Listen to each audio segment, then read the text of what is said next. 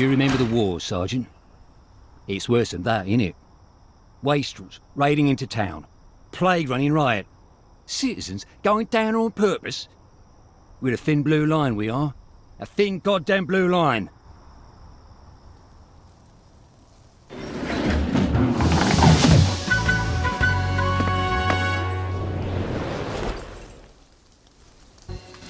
Time to bring forth order out of chaos.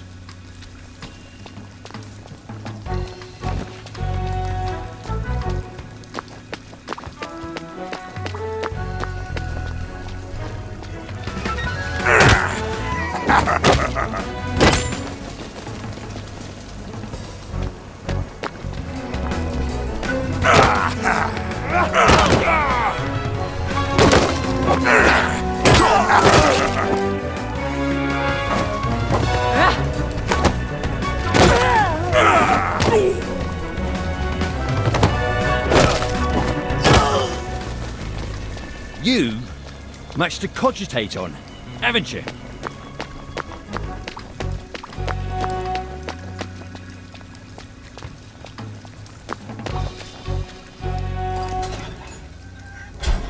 It's not fair, charging so much for elementary provisions.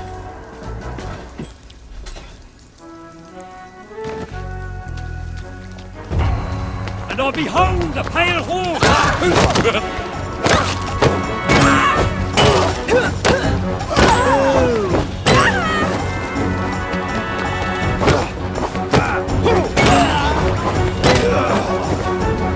Next time, think twice. Right.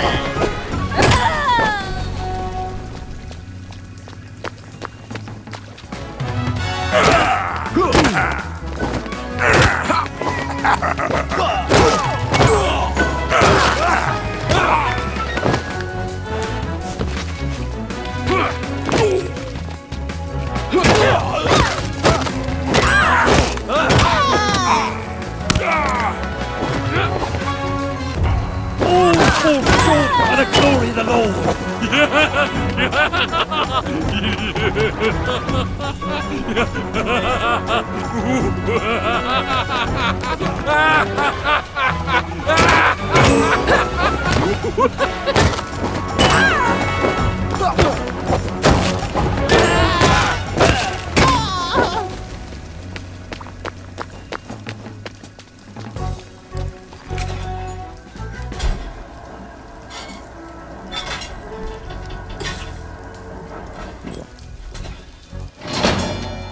Thank heaven for Sally Boyle.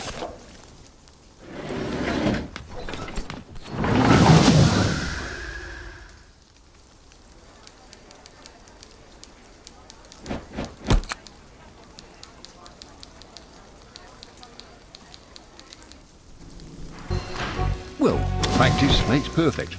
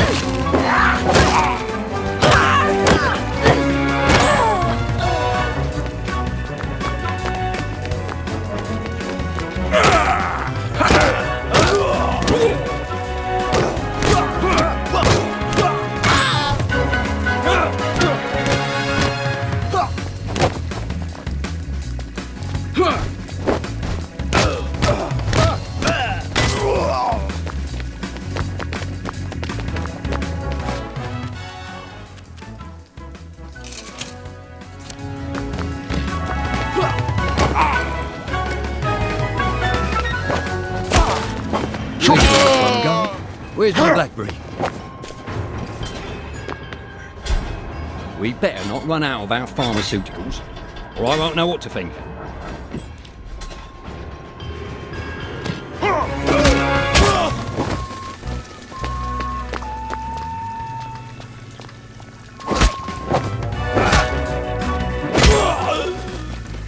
Allow me to summon a doctor for you.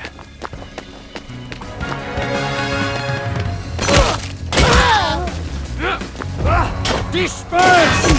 You must disperse!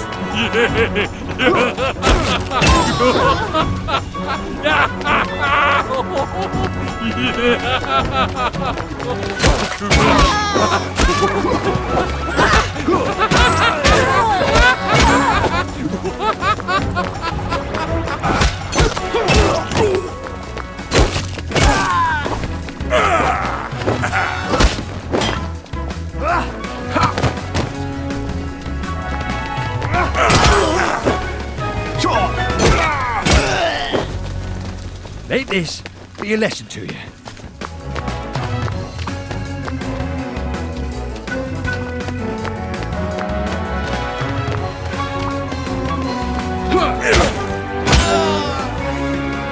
I don't hit them that hard, do I? Oh, life would be so much more relaxing if folk would just do as they are bloody well told.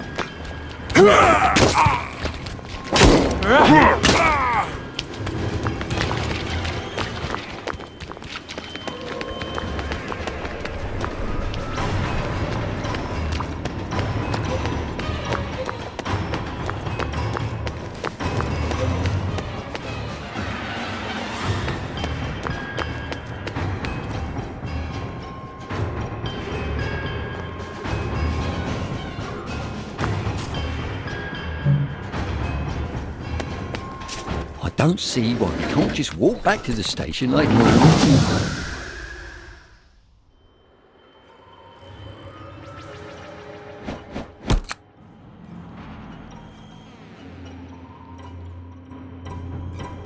They only have to win once. We have to win every time.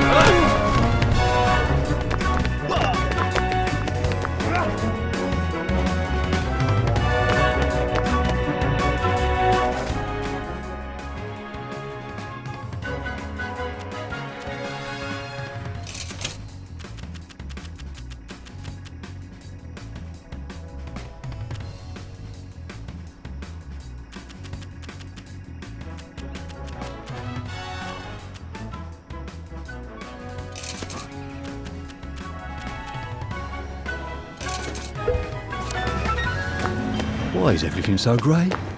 I need blackberry, that's why.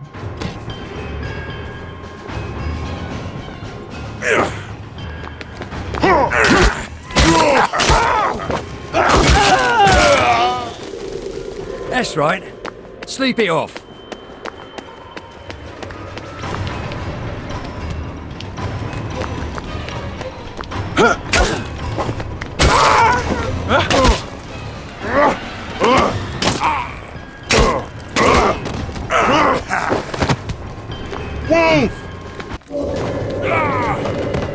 I guess you can't catch them all.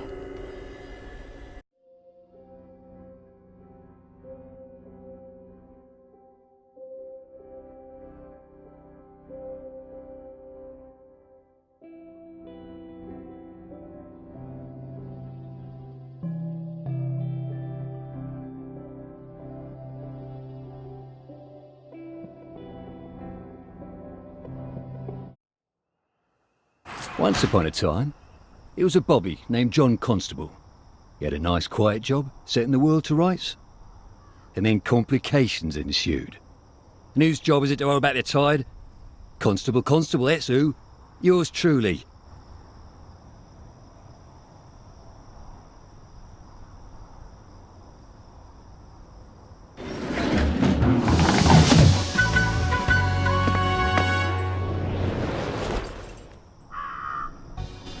Heads up, miscreants. Your time has come.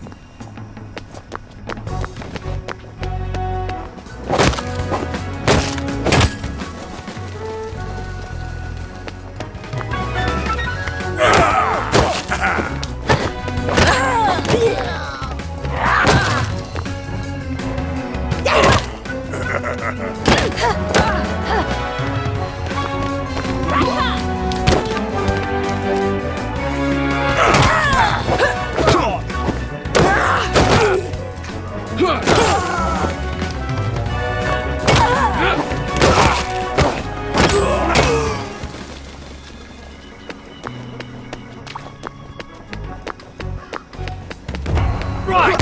I'm done fooling around!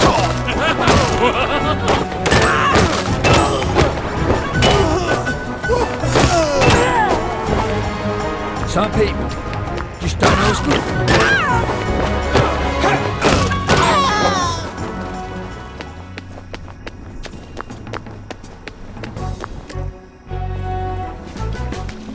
Where have all the flowers gone?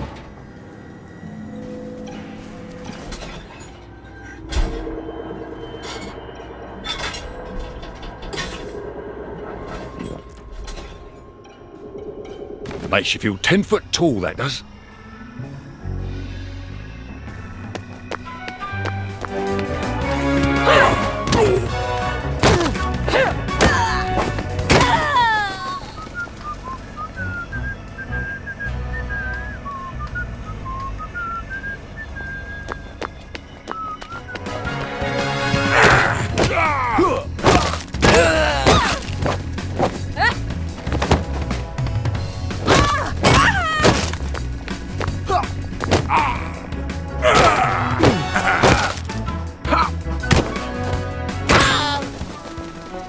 You're gonna have an headache when you come to.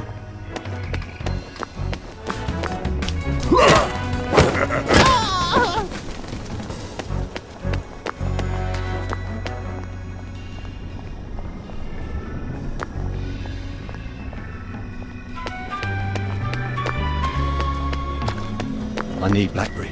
Clear my mind. Best be off home.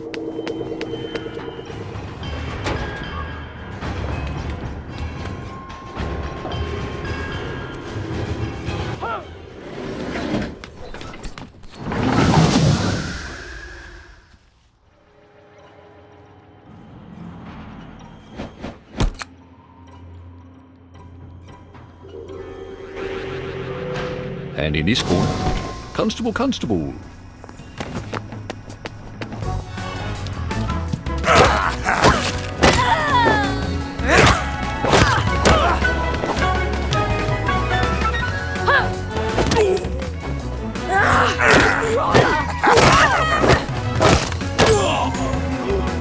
Gonna be a busy day for the doctors.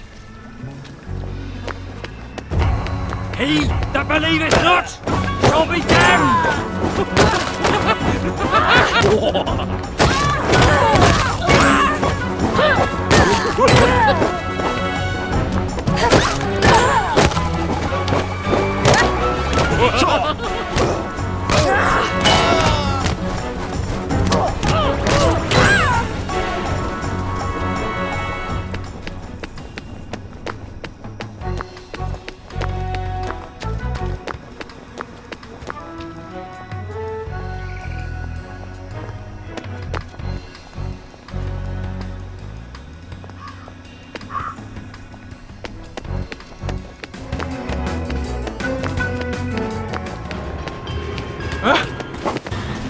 All we're doing is subduing them, right?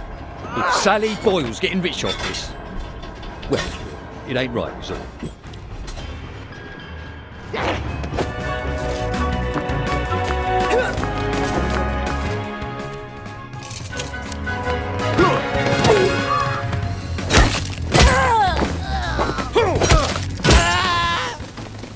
Might want to re-examinate your priorities, my friends.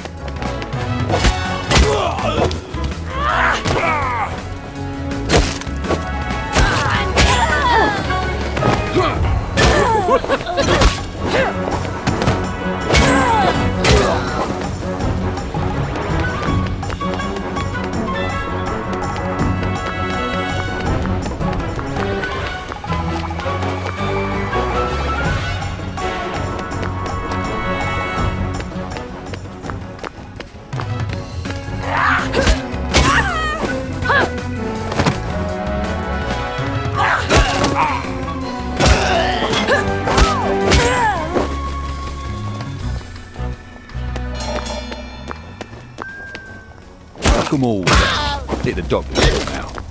Ye shall be...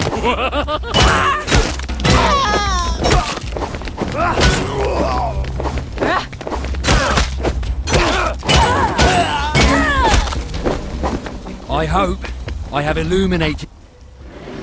Try not to throw up.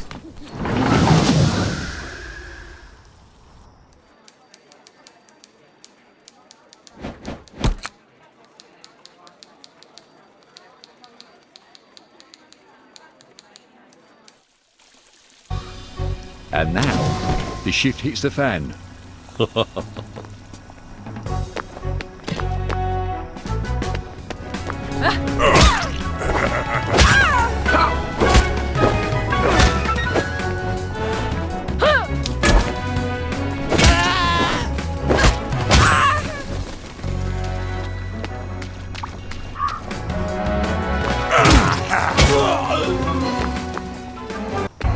Ye shall reap of God's wrath!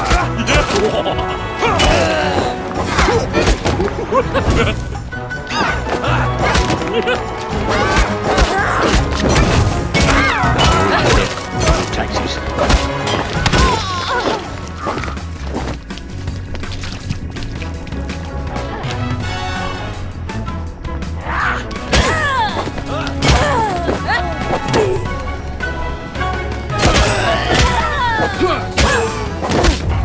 Vengeance is mine, saith the Lord!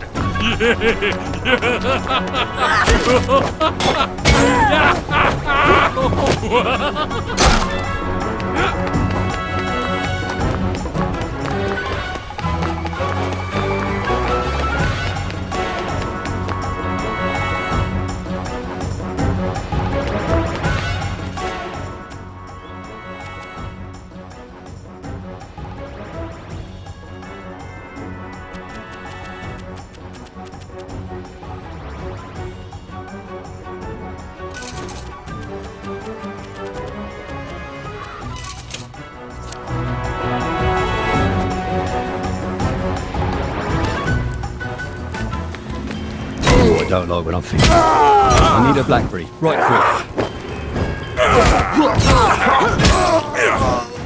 It's time!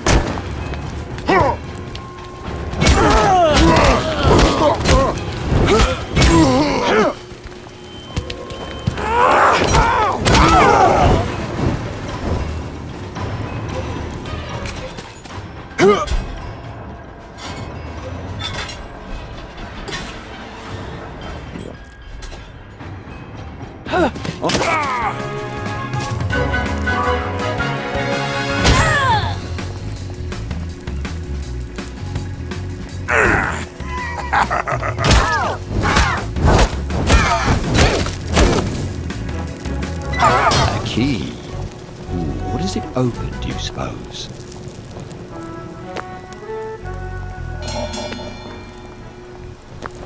Well, you lot were someone else's problem. What's he mine for?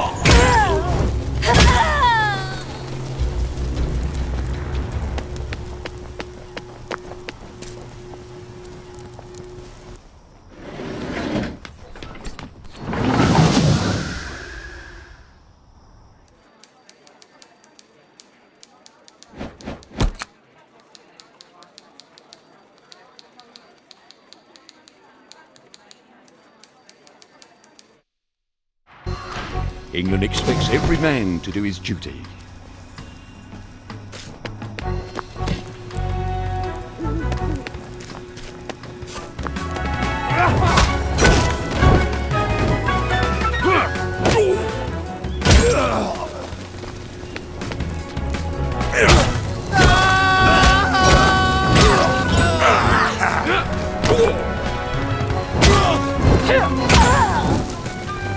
You'll be all right. Soon as we get you a doctor.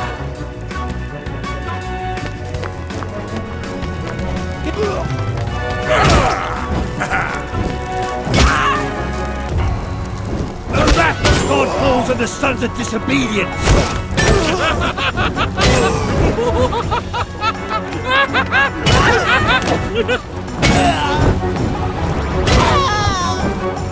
That's right. Sleep it off.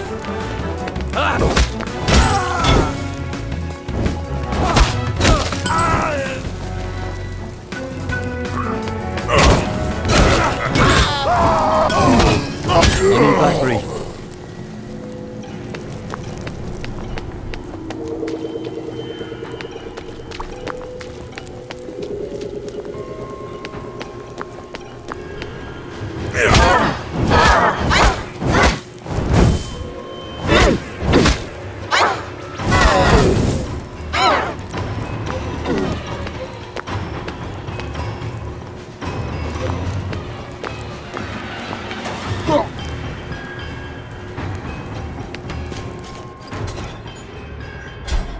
Blackberry never used to cost so much, did it?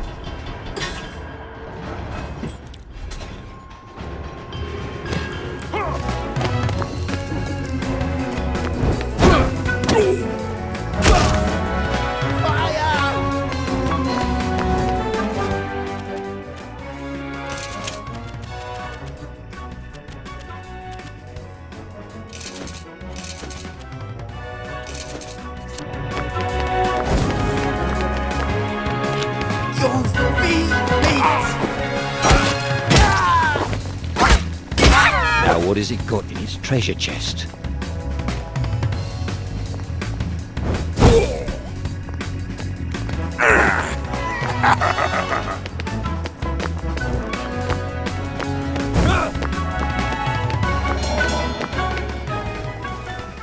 I hope the doctors can straighten them all out.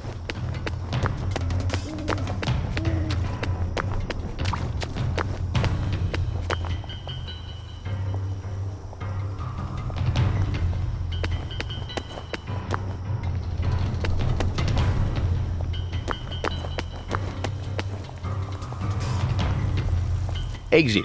Pursued by a bear.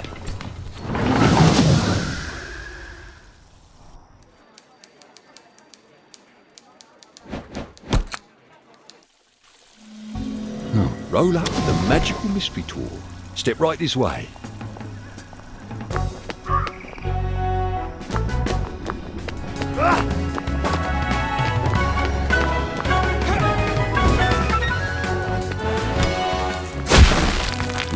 Render unto Caesar that which is Caesar's.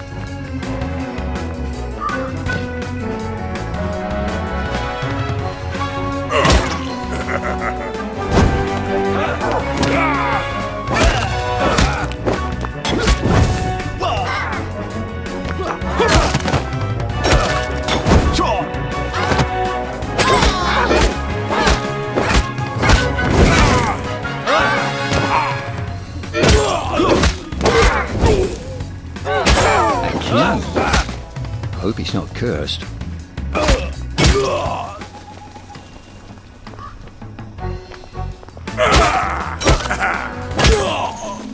I feel worse than I did in the occupation. I feel. You'll be all right. Soon as we get you a doctor.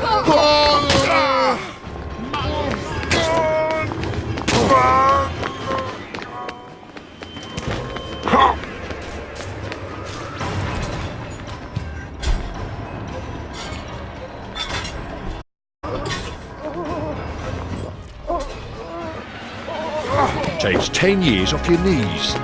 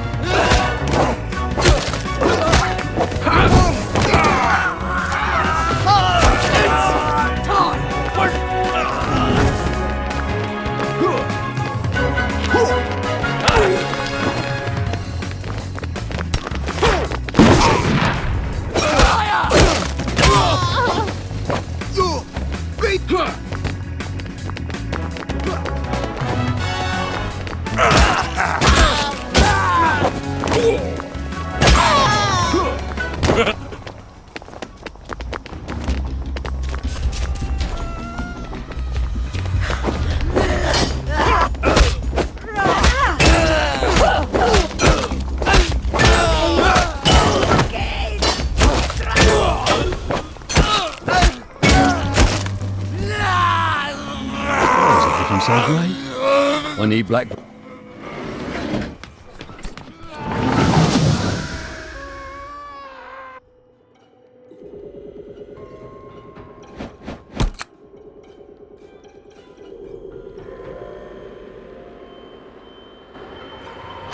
Well, time for a little physical re-education.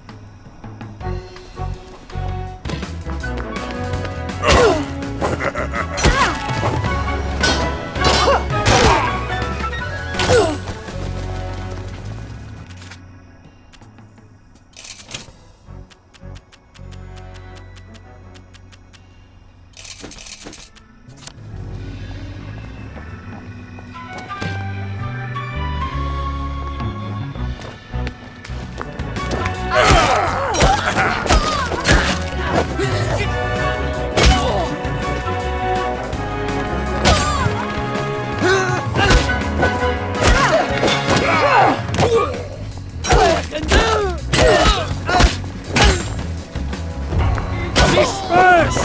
You must disperse!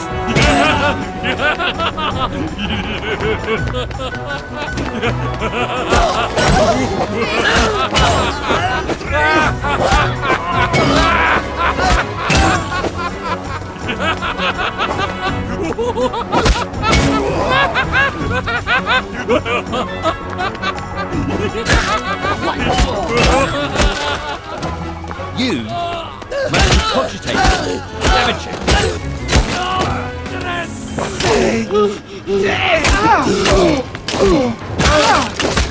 Jodet Durre!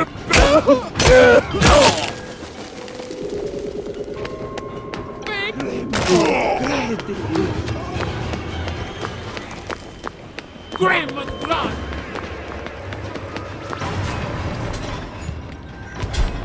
I remember when Blackberry was free.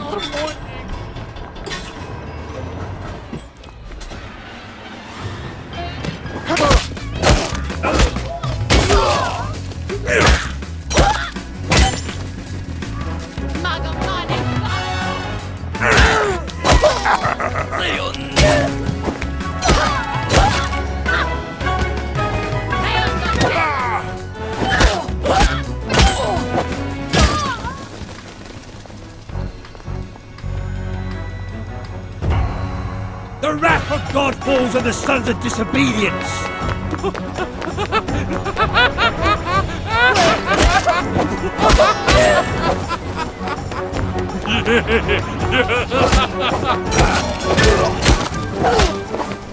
It's always nice when dawn breaks. Where?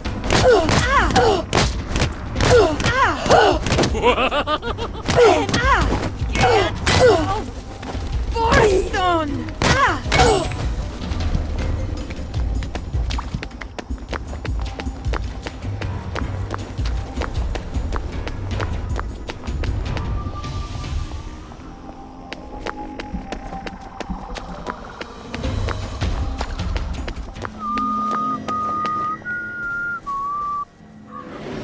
Oh, I hate this part.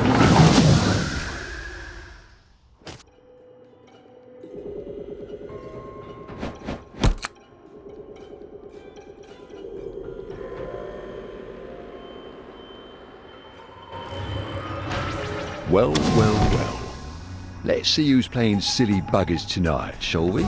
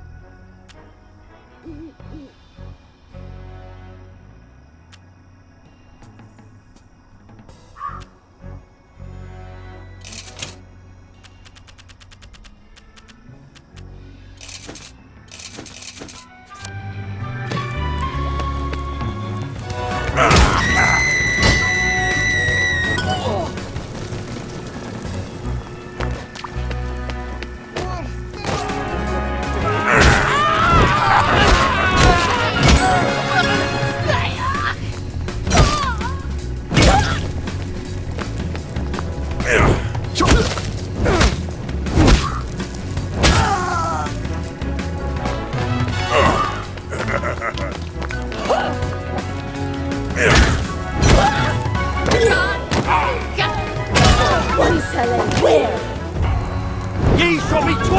it with fire!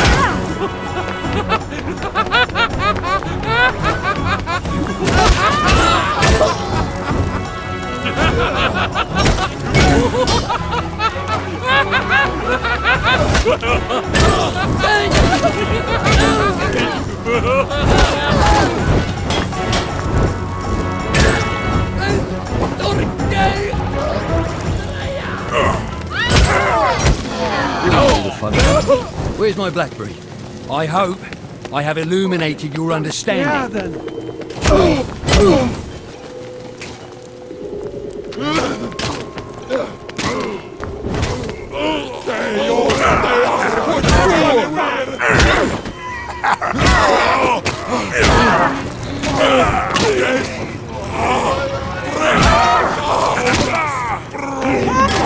I do love opening up presents. Where's she hidden mine?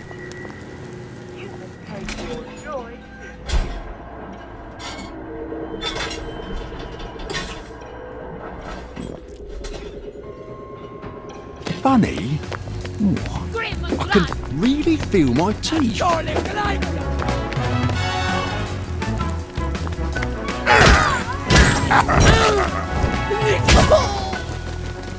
Right. Glad that's sorted.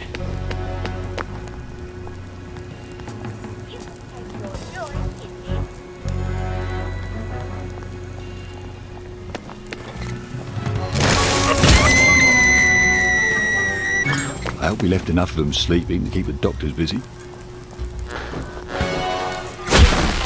Who says a policeman's lot is not an happy one?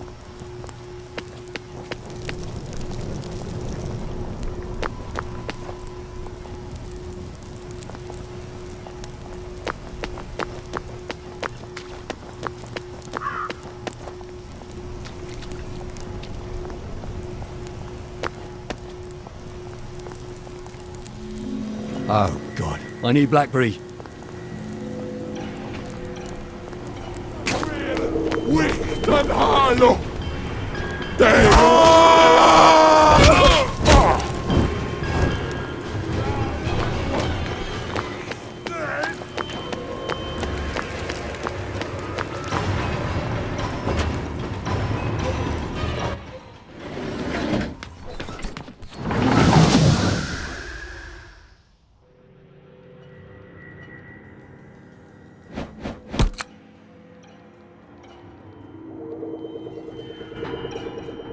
Sometimes I wonder if this is the real life or if it's just fantasy.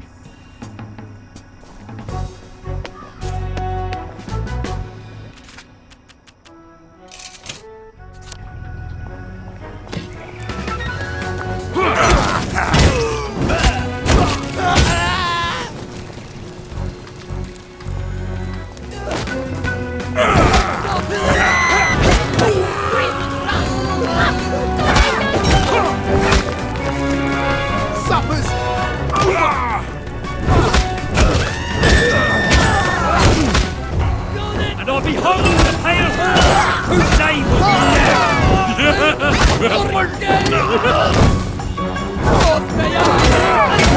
Is lost, Miss Pandora.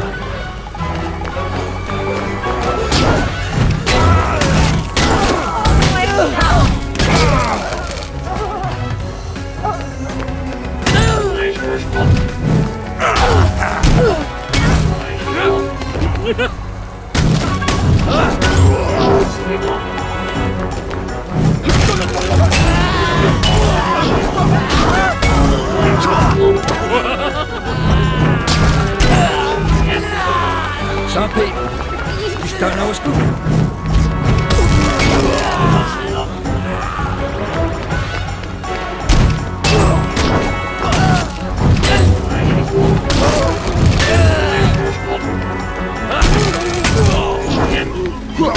Oh, but I'm thinking. I need a blackberry, right quick.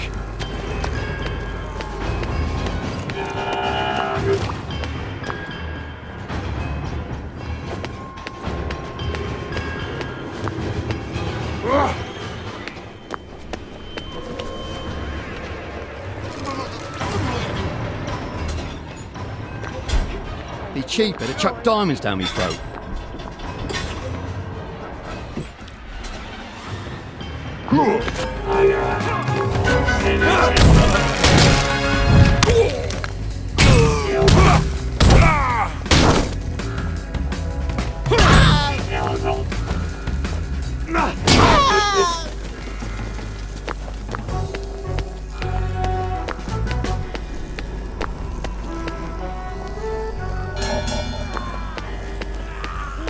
Oh, and how was your day, Mrs. Constable?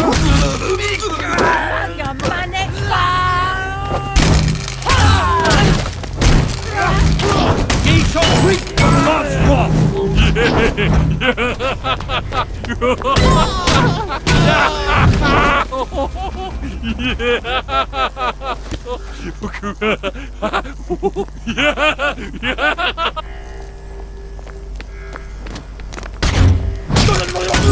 Take this. Be a lesson to you.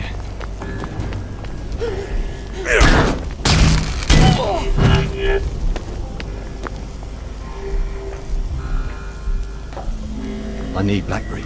Clear my mind. Oh, God.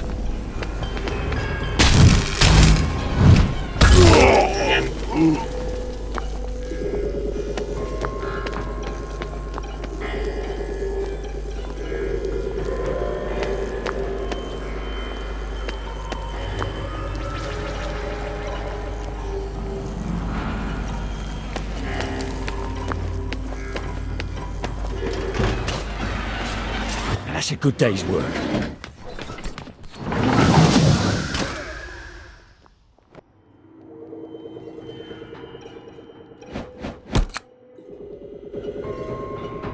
That's right, you cockroaches.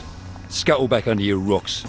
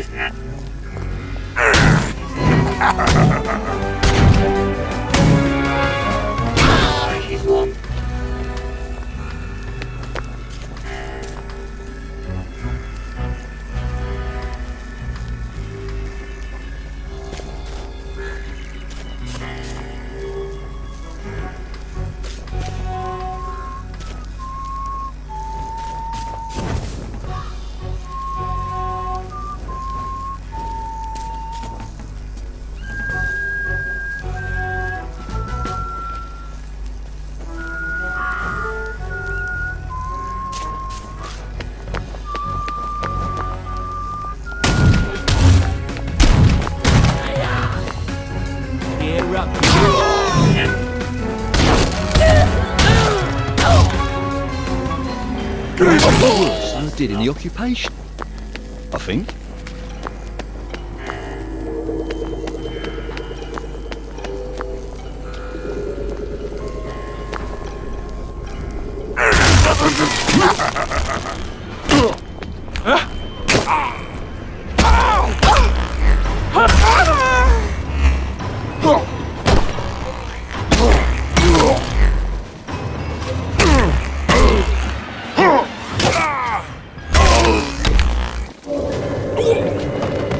Good night, ladies.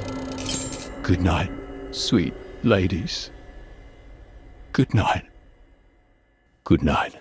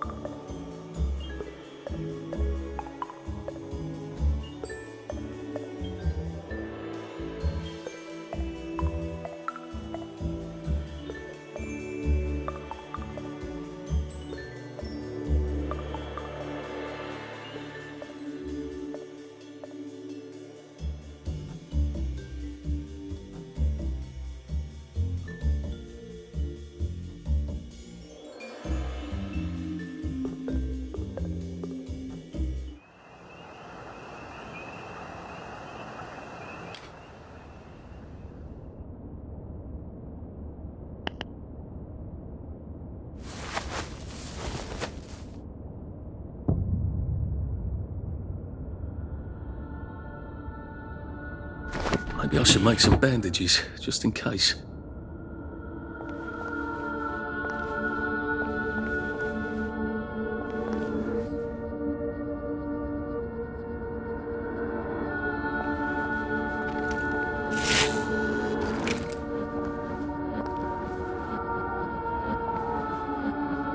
I know. Trust me. I know.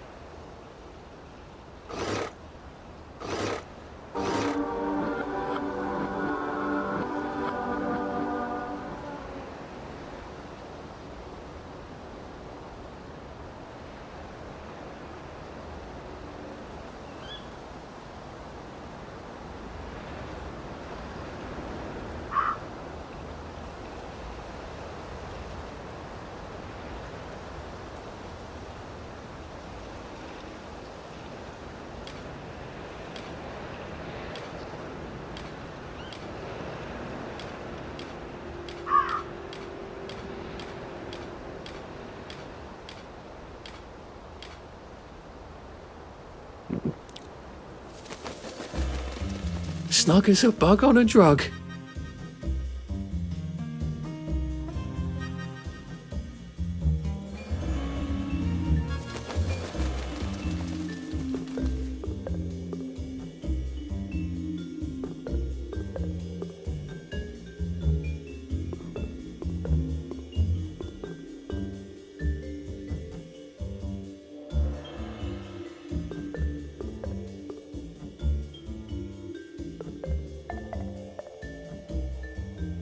Good morning to you.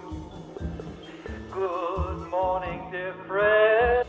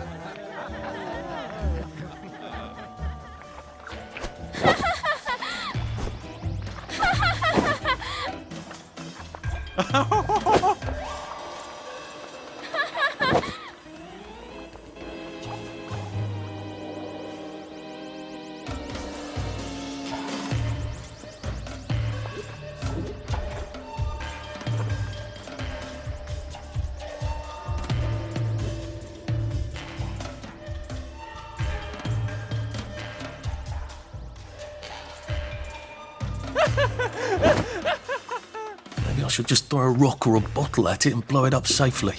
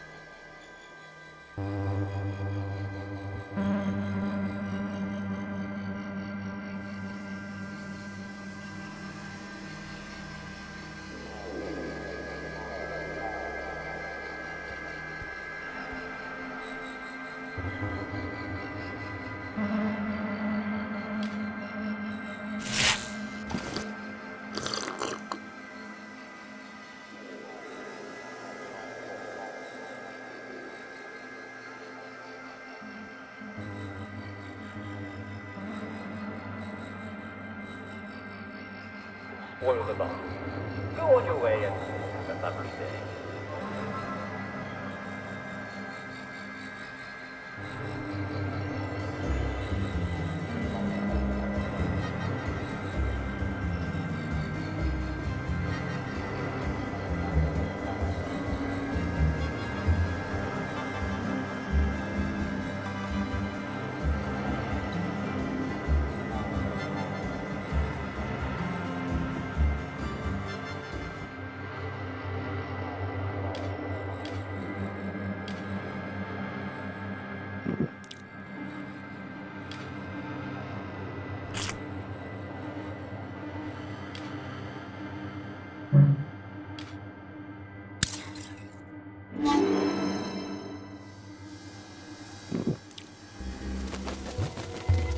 I could take these all the time and I wouldn't have any worries.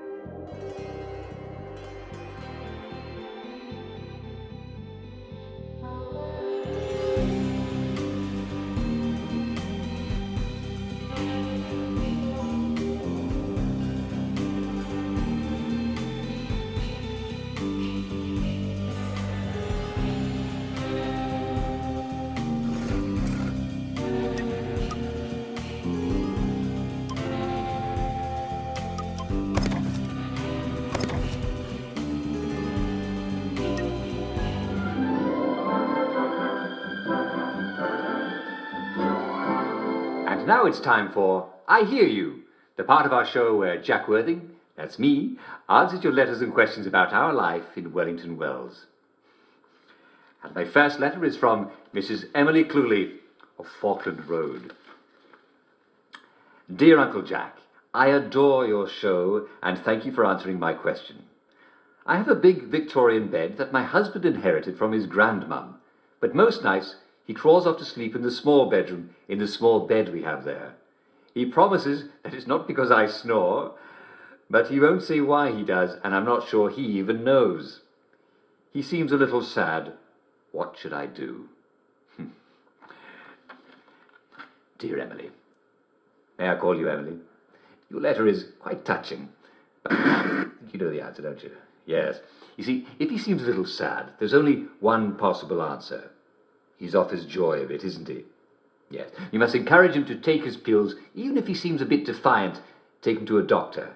There's no sense in sleeping in a rickety little bed in a small room when you can sleep in a proper English bed in a proper master bedroom.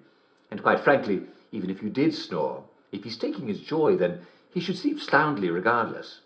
Just make sure he falls asleep before you do, and you both should be fine. Thank you for writing, Emily, and do keep me posted about your progress. Well, that's a bit of a dreary letter, wasn't it? I'm sorry. Forget I read it, will you? Let's take a look at another one, shall we? This one is from Mrs. Purdy Robbins Handley of Oldfield Park. Dear Uncle Jack, my husband won't take off his happy face at home. He won't even take it off in bed. He's that healthy. He says he has nightmares if he takes it off, but it's a little creepy, in it. She actually wrote in it. And she says, I mean, he could be anyone. Well, Purdy, are you sure he actually is your husband? Well, you can't be too careful these days, can you? No, but seriously, Purdy, we do what it takes to stay happy, don't we? And the happy mask is scientifically sculpted to keep you happy. You see, when your facial muscles are shaped in a smile, well, you can't help feeling happy. Now, normally, I would suggest he take more joy. But some people do have a slight intolerance to joy. Now, if your husband is one of these people, he may just be doing what he needs in order to keep himself up. Certainly, if he's having nightmares without his happy face, well, why on earth should he sleep without it, when he can sleep with it and not have nightmares? So, come on, have a little conjugal consideration and appreciate his good qualities. Assuming he is, after all, not an imposter. Thank you for writing, Purdy. This one is from Poppy Findlay of Twerton Manor. Dear Uncle Jack, I have a lovely row of tulips in front of my house. I should say, I used to have, because they're half gone, and I found a great big pile of tulip tops in the rubbish. Has some animal come and eaten half my tulip bulbs? Is it a badger? How can I catch it and eat it? Well, Poppy, I'm sorry to tell you it's extremely unlikely that you have a badger, given that the tulip tops were placed in the rubbish. I think that you might actually be dealing with a hungry human. Did you know that you could eat tulip bulbs? Yes. Actually, there's a fabulous and hilarious story from the Dutch tulip mania of the 1600s. See, there was this sailor who visited a friend of his, and he saw an onion on his table, and he ate it. Now, it turned out to be a rare tulip bulb worth hundreds of guineas. And he ate it. Can you imagine the kerfuffle that he heard? Well, I hope he enjoyed it. Actually, there's no word what happened to the sailor, but I bet he took the next ship out. Hope he wasn't hanged. Yes. Anyway, do you by chance happen to live near the Garden District? Sometimes the unfortunate souls who live near there come into the village, and, well, it wouldn't surprise me at all if it was them that ate your tulip bulbs. But I doubt there's anything you can do about it, except watch your remaining flowers and call the police if you see anyone near them. In the meantime, if you could eat tulip bulbs, you could probably eat the top stew with a bit of cooking. Well, it couldn't hurt anyway, eh? Well, I'm afraid we've come to the end of our time. Tune in again next time, when I hope you'll join us and we'll answer all your questions about life in Wellington Wells. I'll see you soon.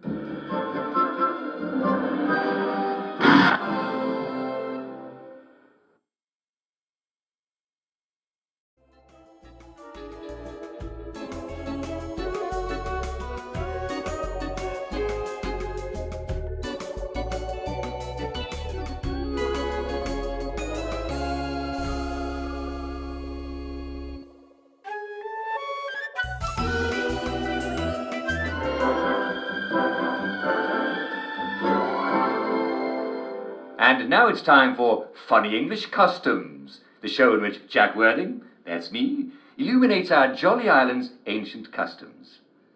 Now, since the 1st of May is coming soon, let's talk about the ancient tradition of the maypole. Some people claim the maypole was a naughty Roman ritual about, well, we're all grown-ups here, aren't we? But we Brits, well, we've been dancing around the maypole for as long as we've been burning virgins in giant wicker men, haven't we? But we don't really do that anymore, do we? Apparently, though, the custom of men and women wrapping ribbons around the maypole by dancing only dates to Victorian times. It makes sense, doesn't it? Before that, really long ribbons were much too expensive, yes. A lot of ancient customs are really Victorian. For example, the idea that each Scottish clan has its own tartan pattern. Do you know who made that up? The novelist Walter Scott. Wally. Of course, you're liable to work up quite a burning thirst dancing round a maypole, aren't you? What's the perfect drink to put out those fires? Why, Summerisle ale, of course. And the head brewer, Lord Summerisle, as they call him, has brewed up a very special medieval ale to sell only in the first week of May. It's called a gruit. Instead of hops, it's seasoned with marsh rosemary, bog myrtle, and yarrow. Take it from me, Jack Worthing, it's got a delightful twang of peach. You can't get peaches anymore, can you? May Day gruit from Summerisle ale quenches your burning thirst. Well, I'm afraid we've come to the end of our time. Tune in again soon for more Uncle Jack.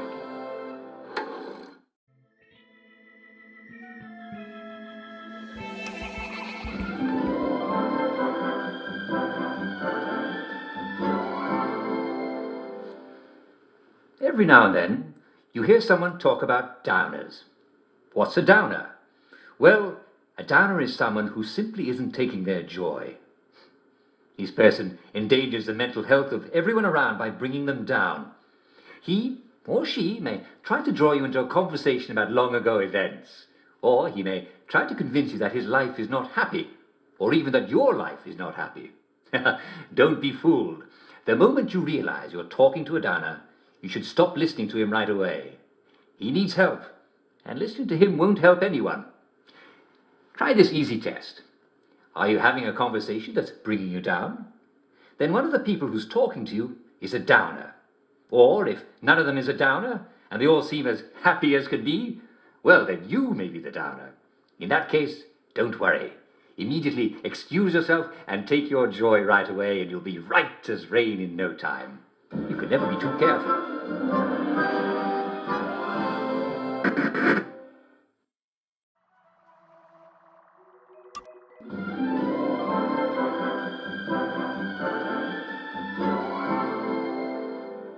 look at you.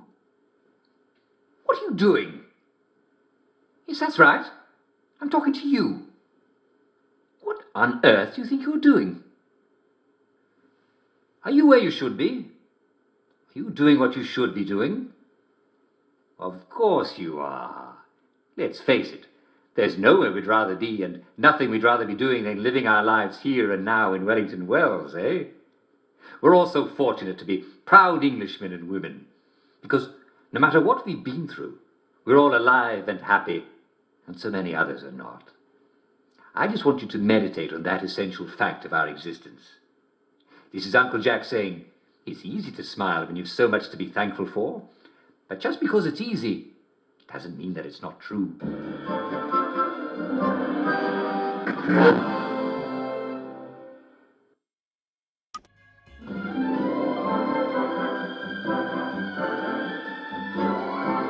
Well, hello there. What exactly are you doing? Yes, you there.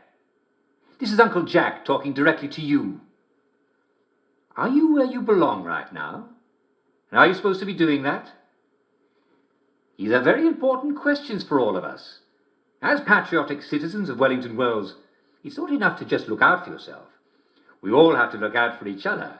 And that means asking ourselves these questions every day. Are we where we're supposed to be? Are we doing what we're supposed to be doing? For if we're all doing our duty, will we preserve and thrive into the future? You never can be too careful. Take it from me, Jack Worthing. Stay where you belong and do what you should be doing, and you never have to worry.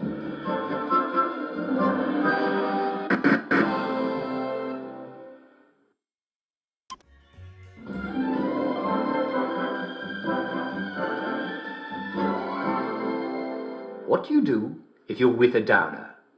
Well, if it's you, then just excuse yourself and take your joy right away. You'll be as right as rain in no time. But what if it's not you? Well, the first thing to do is ask the downer, have you had enough joy today? Most sensible people will realize they've forgotten their morning joy. After all, forgetfulness can happen to any of us. In fact, it's a sign you're taking your joy. So remind them and they'll take their joy right away and, yes, problem solved. But what if the person won't take his joy? Well then, you need to step up and do your patriotic duty to your fellow citizen of Wellington Wells. If you can see a policeman or a doctor, simply notify them that there's a downer in the area, and yes, they'll take care of the rest. After all, it's their job. But if there are no authorities, you may need to take action yourself. Call your fellow citizens and let them know they've got a downer in their midst. They'll help you chase and subdue the downer and make sure he takes his joy. Once he's recovered his senses, well, you can let him go on his way. And if for any reason he fails to recover, don't feel bad. Sad feelings are contagious, and one bad apple can spoil the lot. Go on your way and have a lovely day.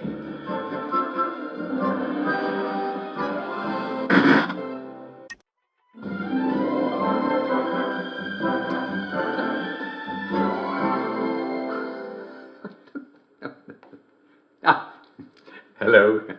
Welcome to today's edition of Humour Hour, the show where you tell me jokes. Well, actually, I tell the jokes, but you send them in. And the first joke comes from Mr. Prentice Gibson of Claverton Down. Mr. Gibson says, what do you call three downers at the bottom of the sea? Not enough downers. Very good. We're starting off very strong today, aren't we? This one is from Brian E. Ditton of Collier's Lane.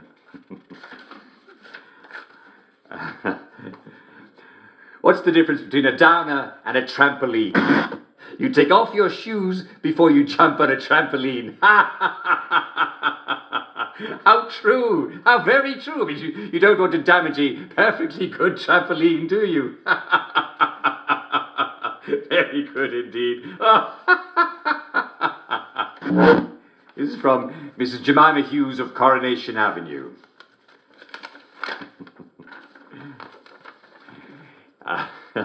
And her joke is, if you see If you see a drowning downer, what do you throw him? I don't know, a brick? An anvil? Well, no, you can't very well throw an anvil, can you? What about a grenade? Well, no. Who has grenades these days? Answer, another downer! I told you it was good. That's wonderful. It's very good. You see, they both drown. And here's another one. How do you save a drowning downer? Answer, who cares? Very good. Lovely jokes. Lovely jokes today. Very funny indeed. And here's one from, not that one, no, this one here. It's from Clive Pritchard of Sladebrook Road. Mr. Pritchard, what do you have for us today? Question. How is a puppy like a mortally wounded downer? Answer. Eventually they'll both stop whining. Oh, Mr. Pritchard, you're quite the character, aren't you? Oh. You know, I miss my dog. What am I saying? I don't miss anything at all. I've got it all right here. Let's see what else we've got.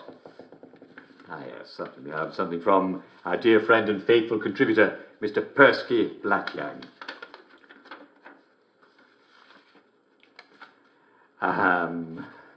Yes, as you can tell from his name, Mr. Blackyoung isn't actually a real Englishman. He's an Afrikaner from South Africa, but he's doing his patriotic best to fit in. So, what do you have for us today, Mr. Blackyoung? Question. How is a downer like an apple? Answer. They both look good hanging from a tree. I'm not sure I get it. Oh, I see. Yes, very good. Hanging from a tree. And here's another one. What's the difference between a downer and a black plague?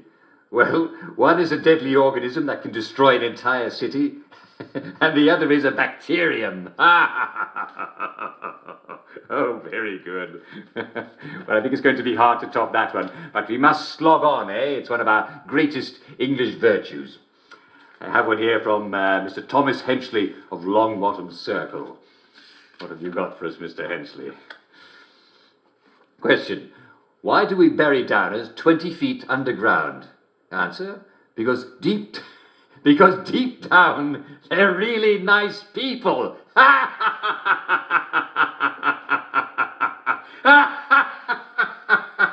Deep down, yeah. I think that's the best one of all. It really is. Very good. Remember, no one has to be a downer, but if you feel a bit down, take your joy. And if you see someone who seems a bit down, make sure he takes his joy. It's as simple as that. Happiness is a choice, and those who won't choose it are a threat to the rest of us.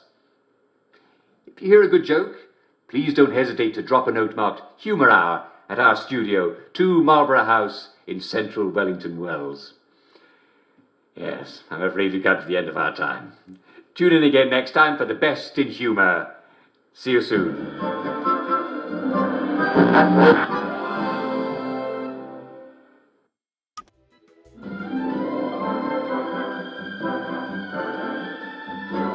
And now it's time for I Hear You, the part of our show where Jack Worthing, that's me, answered your letters and questions about our life in Wellington Wells. And today's first letter is from Rupert Scribner of 12 Spanker Lane.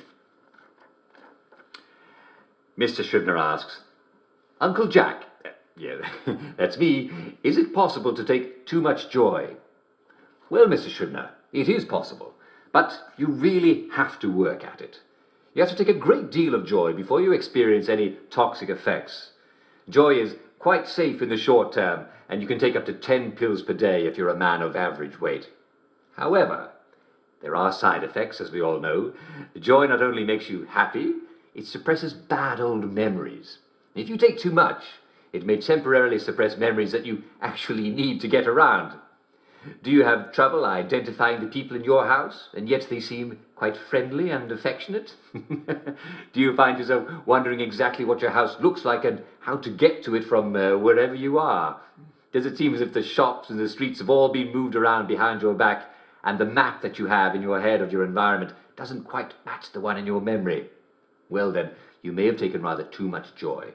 It might be best to ask a friend to take you home so you can sleep it off. All right, good. This one is from Royston Farrell of Meadfold Passage. Dear Mr. Worthing. Well, there's no need to call me Mr. Royston. We're all friends here, aren't we? And besides, Mr. Worthing is me father.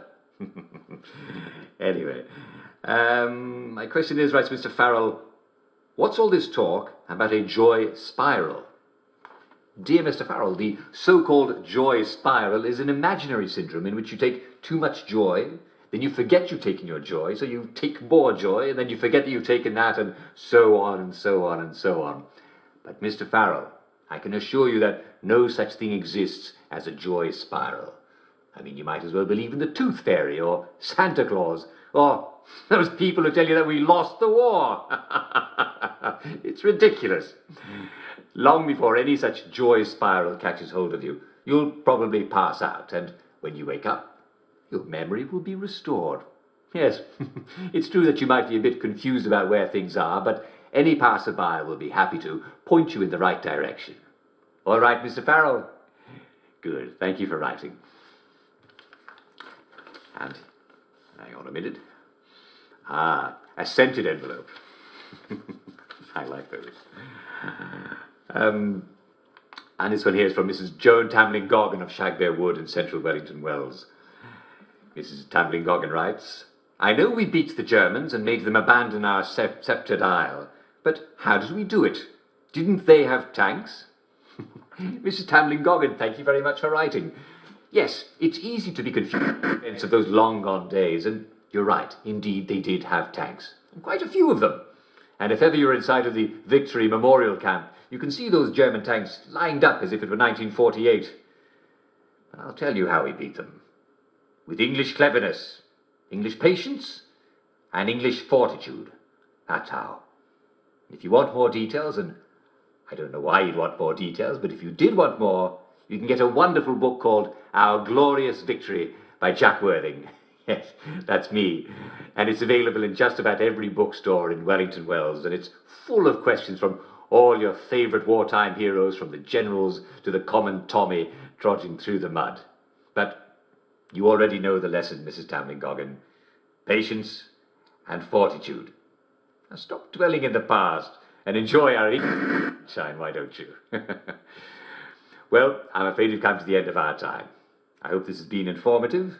Tune in again tomorrow for more fascinating glimpses into the lives of your fellow citizens of Wellington Wells. This is Jack Worthing saying, cheerio, and on with your day. I'll see you soon.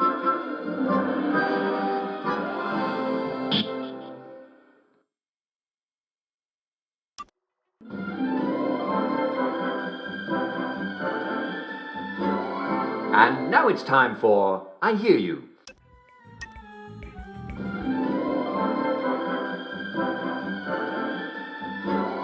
And now it's time for I Hear You, the show where Jack Worthing, that's me, answers your letters and questions about our life in beautiful Wellington Wells. This one is from Richard Starkey of Biddleston Road.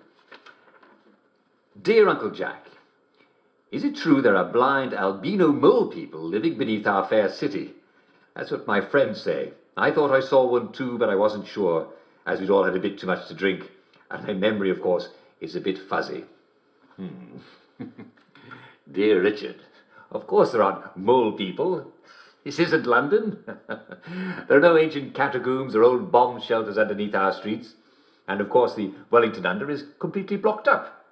And human beings have not suddenly grown claws to make their own tunnels through the dirt, thank goodness. What an imagination your friend has. Now, of course, there are the poor benighted wastrels in the Garden District, which is reason enough not to go there if you needed a reason. Not to mention the unexploded bombs, the rusty scraps of metal, and holes that you can fall into. And I don't need to tell you about how dangerous it is outside the walls. I wouldn't even think about going there. But you can be perfectly sure that absolutely no one is moving around underneath the pavement. Well, I'm glad that's settled. This one is from John Lydon of Benwell Road. Dear Jack. Well, I guess he isn't the sort of fellow to cry uncle, Mr. Lydon? Dear Jack, there's a stranger in my house who looks just like my wife. And she says she's my wife too. What has been done with my real wife, and who did this to me? Your help is much appreciated in this matter. Well, it looks like Mr. Lydon has been experiencing one of the odd side effects of joy. Now, it does happen from time to time. It's called Capgras delusion, and it's not unheard of. Mr. Lydon, if you're listening, go see a doctor. They may be able to adjust your dose or give you an analogue. And if anyone who's listening that actually knows Mr. Lydon, who lives on Benwell Road, do inform a nearby doctor that Mr. Lydon might need a visit. I'm sure everything will come out roses. And remember, by the way, don't hesitate to go see your doctor if you need any medical attention. They'll fix up that cut right away. And they always check your joy level and make sure that it's where it should be. Good.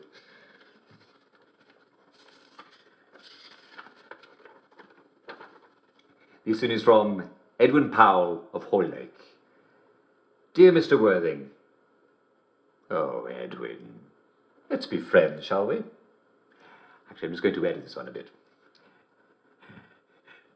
Dear Uncle Jack, I was cleaning out my garage and I came up with a big pile of newspapers from the war.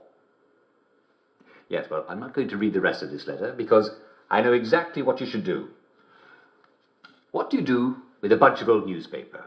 Well, it's the perfect thing to use to light a fire in your fireplace. The older and drier the paper, the better. Now, I wouldn't recommend using it to wrap fish. First of all, because, well, I haven't seen a fish in years. And second, because you're not a fish shop. And third of all, the paper does get a bit crumbly and you don't want that on your food. So just burn it all up on a cold night and you'll be glad you did. Yes, what a strange bunch of letters we have today. I'm wondering if we ought to quit while we're ahead. All right, we'll give it one more go, shall we? Ah, it smells like roses.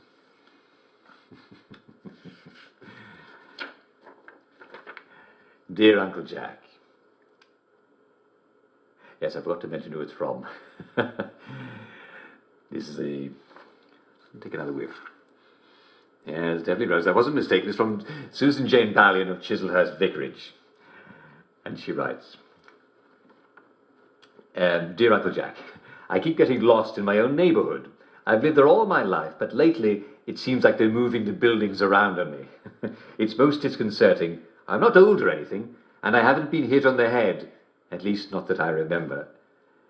They're not actually moving the buildings, are they? That's what she asked. Dear Susie. May I call you Susie? I think it suits you. Dear Susie, I'm glad to say that you clearly are taking your joy. Joy is what helps us forget the past and move into the radiant future. And getting lost is just a mild side effect. Fortunately, there's an easy solution. Carry a map. Actually, in fact, carry one in each pocket. That way you don't have to remember which pocket your map is in. You know, I'm so delighted when I can so easily help a listener. And here we are. Yes, I'm afraid we've come to the end of our time. Tune in again tomorrow for more advice and news from our listeners and watchers. This is Jack Worthing saying cheerio and on with your day. See you soon.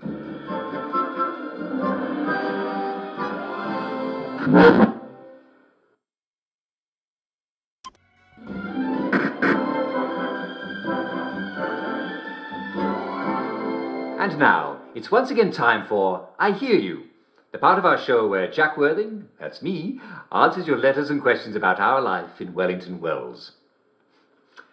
Let's see what Rosalie Millay Scott has to say. Wait a second. Do I detect a hint of roses? Oh, Rosalie. If this is a love letter, it's going to be very embarrassing when I read it out in the air. Dear Uncle Jack. Well, that's better, isn't it? Whose uncle are you? Are you my uncle? I don't remember having an uncle. Dear Rosalie. Oh, how I wish I were your uncle. because you seem like a lovely girl. But I'm not biologically anybody's uncle. I just feel like I'm an uncle. And many of your fellow viewers feel like I'm their uncle too. So it just sort of grew like dandelions. And you know how difficult it is to uproot dandelions? They just keep growing back, which is lovely because you can eat them. Did you know that? But I digress. The way uncles do, eh? All you need to know, my dear, is that I feel as fond of you as any uncle ever could. And I hope you feel just as fond of me. All right, Rosalie? Good. This one is from... I think it's from... yes, it's from Dermot Nightingale of Gascoigne House, Upper Borough Walls. Dear Uncle Jack, a few days ago, I saw a bunch of citizens chasing someone down Milk Street. They ran right past me, so naturally I was swept up in the flow, and soon I was chasing the man down the street as well. And I'm pretty sure we caught up with him. But I can't remember what happened next. I think we beat him, but I can't remember if we killed him or not.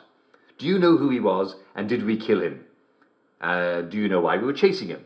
Well, dear Dermot, I don't think you should worry about this sort of thing. If a whole bunch of citizens were chasing someone down the street, I think we can safely say that that someone did something wrong. After all, there's only one of him. There's lots of you, so you win the vote. Anyway, what's past is past. And we've all done things that weren't perfect. Listen, if we spent all our time worrying about the things that we've done, well, we'd never be able to enjoy our day. So feel better. Pop a few extra joy today, and I bet in the morning you won't even remember what you were so upset about. I'm so glad I was able to help. Well, I did so enjoy hearing from all of you, my dear listeners. Yes, I love these letters. This one is from Mr. Fitzloyd Dix of Monmouth Place. Dear Uncle Jack, I haven't been feeling entirely well these past few days. I feel rather tired, and it's hard to get out of bed. So I asked my husband to get this letter for you. Oh dear, I hope this isn't going to be a medical question. I've already called the doctors once today. No, it isn't. I've noticed an odd thing. On the roof across from my bedroom, I've noticed an awful lot of chickens. They just fly up there and watch me through my open window. The peculiar thing is, they're all black with sharp black beaks, and all they do all day is go caw, caw, caw. Why are there chickens on my neighbour's roof? I've never noticed them there before. Dear Mrs. Dix, I think it's likely that those are not chickens at all, but rather I think they might be crows. Crows are blackbirds that sit on rooftops and caw. Now, they may have noticed that you're not stirring from your bed, and they're there trying to keep you company while you recover. Isn't that sweet of them, eh? But I'm a little bit worried about that open window of yours. You don't want to catch a cold, eh, from the draught? Perhaps you can ask your husband to shut it the next time you see him.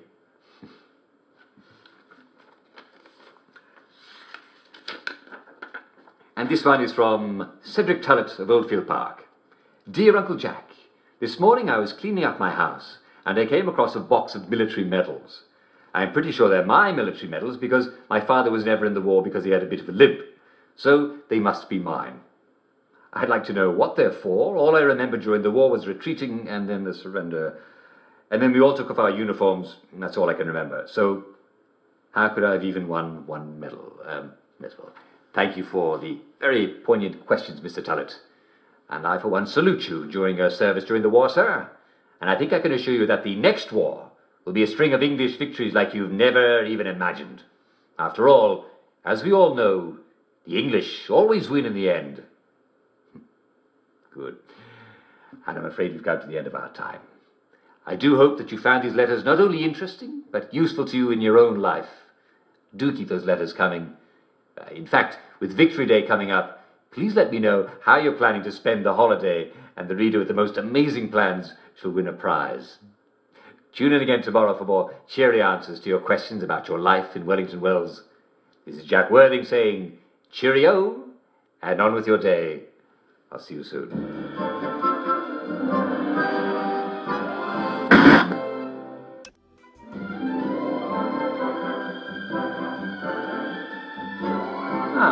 Hello. Welcome to today's edition of That Tastes Amazing. What is it?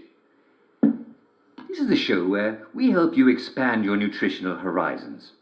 You know, you can eat a lot more things than you've ever dreamt of, and I'm here to show you what. Now, today we're going to talk about the wonderful world of flour extenders and bread substitutes. Of course, a lot of you are already using flour substitutes, and bread doesn't have to be made of wheat flour. Ground barley, for example, is scrumptious. And why wouldn't it be? Barley is the key ingredient in beer. Ha ha ha! Now I've got your attention, haven't I? Making beer is like making tea. You pour hot water over partly sprouted barley grains. But after all this beer tea, it's called wort, by the way, after it's been poured off to ferment into beer, well, there are bags and bags full of used barley. Now, can you believe that people used to feed spent mash to cows? What a waste! I mean, of course, it's not as yummy as it used to be, but there are still a few calories left. All you need to do is grind the used barley into flour in the kind of hand mill that you used to use for coffee beans. Now, if you've already sold your hand mill, barley can be pounded into flour with an ordinary mortar. Now, of course, that'll use and require a lot more elbow grease, like this, but it'll really build up those muscles. Now, once you've got your barley flour, you just jolly well mix it in with wheat flour. If you can get it, that is. See, flour provides the sticky gluten that holds bread together, so the more flour you can mix in, the better. Ideally, the proportions are 1 cup of barley to 1 cup of flour. However, if you really like the taste of barley, you can always mix in 2 cups to 1 cup of flour. It'll have a more crumbly, more cake-like consistency. I love a crumble cake, don't you? You could always eat it in a bowl with a spoon. After all, it's going to look the same when it comes out the other end, isn't it? Well, so much for used barley.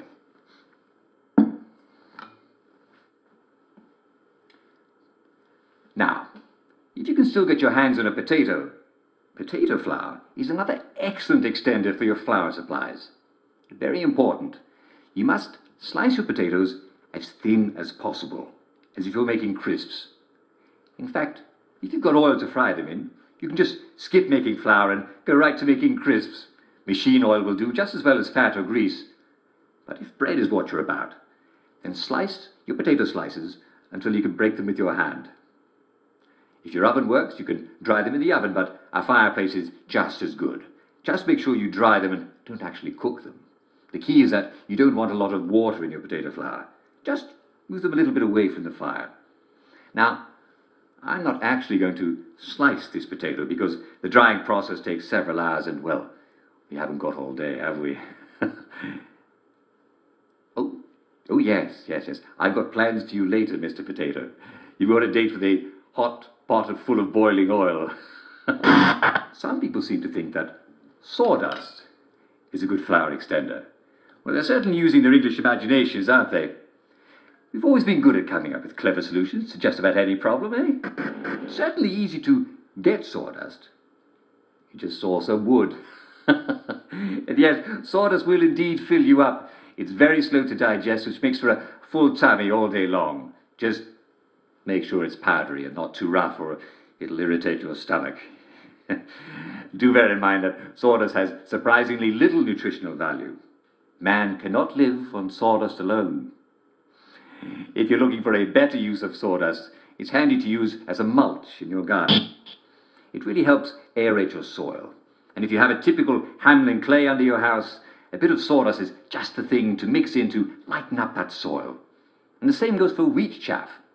Fills the tummy, but after a while you'll need to eat something nutritious. Best to dig it into your victory garden where it'll do your vegetables a world of good. Listen to me, this isn't my gardening show, is it? Let's get back to flour extenders. Remember, if you're harvesting wild seeds, they won't contain any joy, and neither will potatoes unless you've watered them yourself from water out of the tap. And especially sawdust and chaff, they don't have any joy at all. So remember to adjust your dose accordingly. And bear in mind, if sawdust or chaff is all you have, just up your dose of joy a little. They'll fill your tummy and you won't be at all upset that you're a little bit hungry. You might even forget that you haven't eaten at all. But just get back to real food as soon as you can, and you'll be right as rain. Oh, I'm afraid I've come to the end of our time. This is Uncle Jack wishing you an amazing breakfast, lunch, and dinner. Tune in next time when we explore what to do with meat that's gone a bit off. See you soon.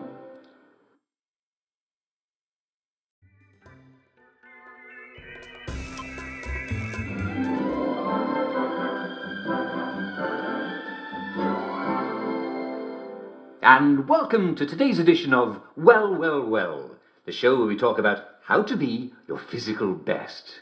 Now, some of you have written in about feeling malaise and lethargy. Now, these are vague symptoms, and the first thing I can recommend to you is, if you're feeling a bit down in the dumps, pop another joy. Everybody wakes up feeling a little bit down sometimes. I call it waking down. And all you need to know is that you never have to feel bad about feeling bad. In fact, you don't have to put up with it at all.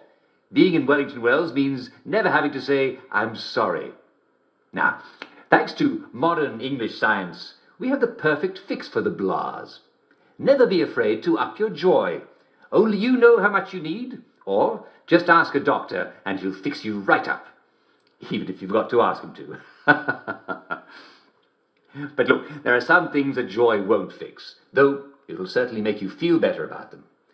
Let's say you feel perfectly happy, but you're just having a lot of trouble getting out of bed. What could it be? Ask yourself a few questions. Do you feel pain in your bones? Are you having trouble catching your breath? Do you find that you bruise easily? Are your teeth a little loose in their sockets and you're under 70 years old? Is your mouth often dry? Do you have scorbutic tongue? Other symptoms you might have are red or purple spots of the skin, especially on your legs that look like this.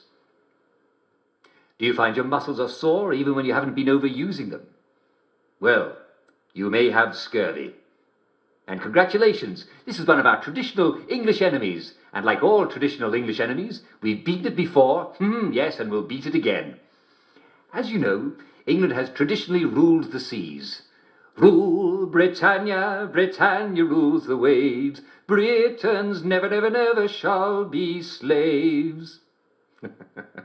And that means that our ships have traditionally been out at sea for long stretches at a time. Sailors used to eat nothing but ship's biscuits and salt pork. I could do with some salt pork right now. But if you eat nothing but, you're going to get sick. You see, your body needs vitamin C. But biscuits and salt pork don't have any vitamin C. So sailors and long English voyagers will get sick. And they didn't have joy to make them feel any better either. Well, a lot of Englishmen put their scientific brains to the challenge, and it was soon discovered that fresh vegetables would cure the problem right away. But how do you get fresh veg on board a boat that's not going to dock for months? Well, Captain James Cook discovered that if you took limes on board, it could cure the sailors. But how do you get sailors to drink lime juice? Well, you put it in their rum, don't you? They're not going to give up their rum, are they? Even if it tastes a bit limey. And once they were drinking their daily rum with lime juice, well, they got to liking it. And that was called grog.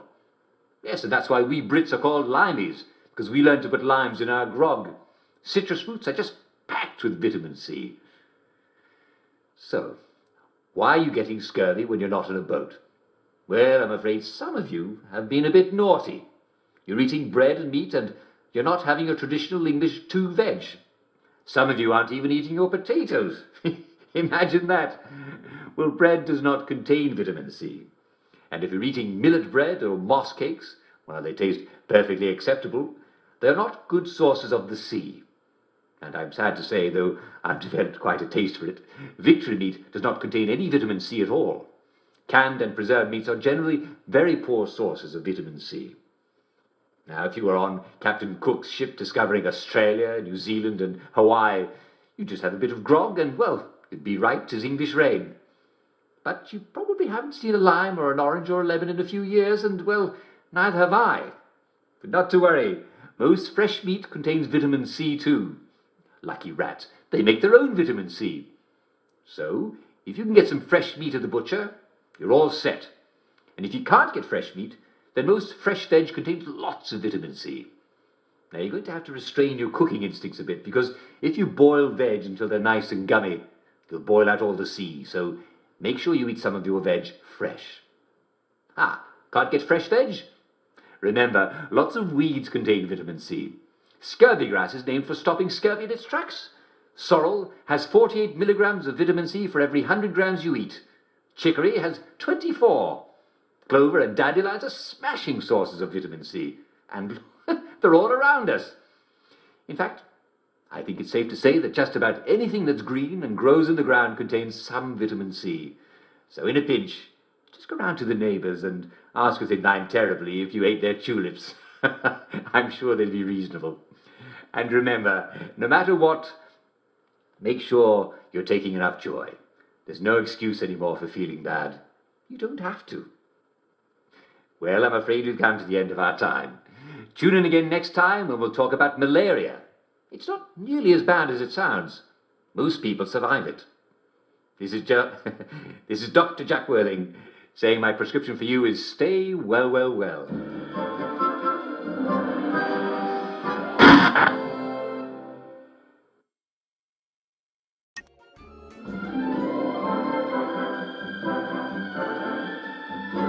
And welcome to today's edition of Well, Well, Well, the show where we talk about how to be your physical best. Now, we all know what to do about the blahs, don't we?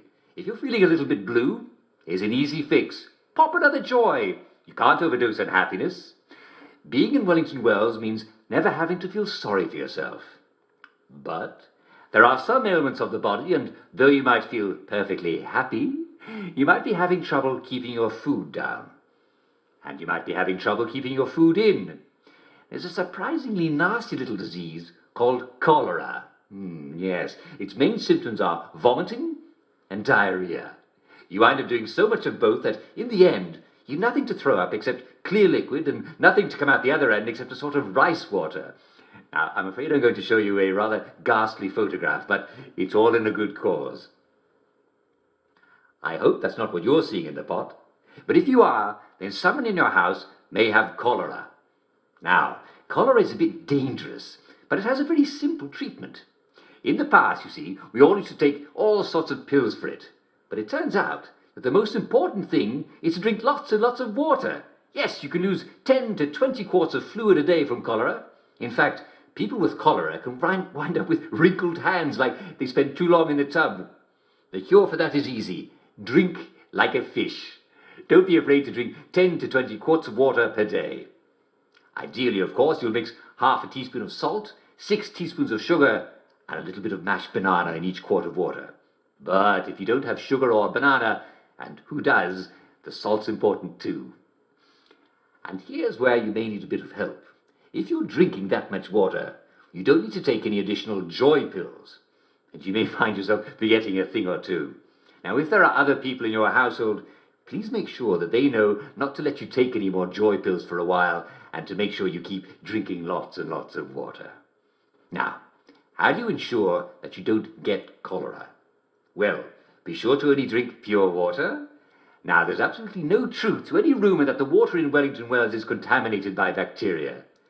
However, you can never be too careful. So, if you can, if anyone on your street is having a lot of tummy trouble, you should boil all water, especially if it's been exceptionally rainy. I mean, not your ordinary, wonderful English rain, but severe thunderstorms. If your gas isn't working, just filtering your water through a cloth is quite helpful in reducing the bacteria in the water. Why don't you just go down the pub? The beer is definitely safe to drink. And if you're caring for someone with a lot of tummy trouble, be sure to wash your hands lots. And if you can, get some bleach. Be sure to bleach the bed sheets. It's a very good idea. And if you can't, well, then hanging them out on a sunny day until they're quite warm and dry will work wonders, because nothing disinfects like sunlight. If you have any questions, don't hesitate to ask a doctor. You know doctors, they're always looking out for you. And remember, no matter what you do, make sure you're taking enough joy. There's no excuse anymore for feeling bad. You don't have to. Well, I'm afraid we've come to the end of our time. Tune in again next time when we'll hear the good news about leprosy. It's slow, and it's not at all true that your limbs just fall off. So don't worry if you're losing sensation in your extremities. You'll probably die of something else first. This is Dr. Jack Worthing saying, stay well, well, well, and don't forget to take your drug. Goodbye.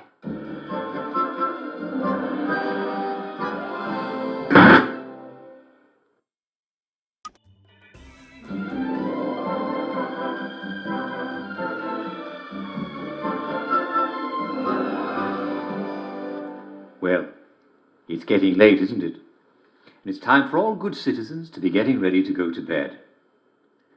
Would you like me to read you a bedtime story? Of course you would.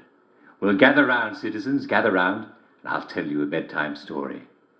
Tonight's story is called Little Red Riding Hood.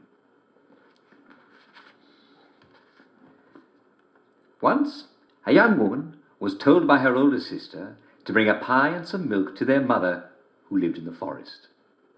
The young woman was known as Little Red Riding Hood because she was not very tall, and she liked to wear a red cloak that her mother had knitted for her because it went with her red, red hair and her red, red mouth.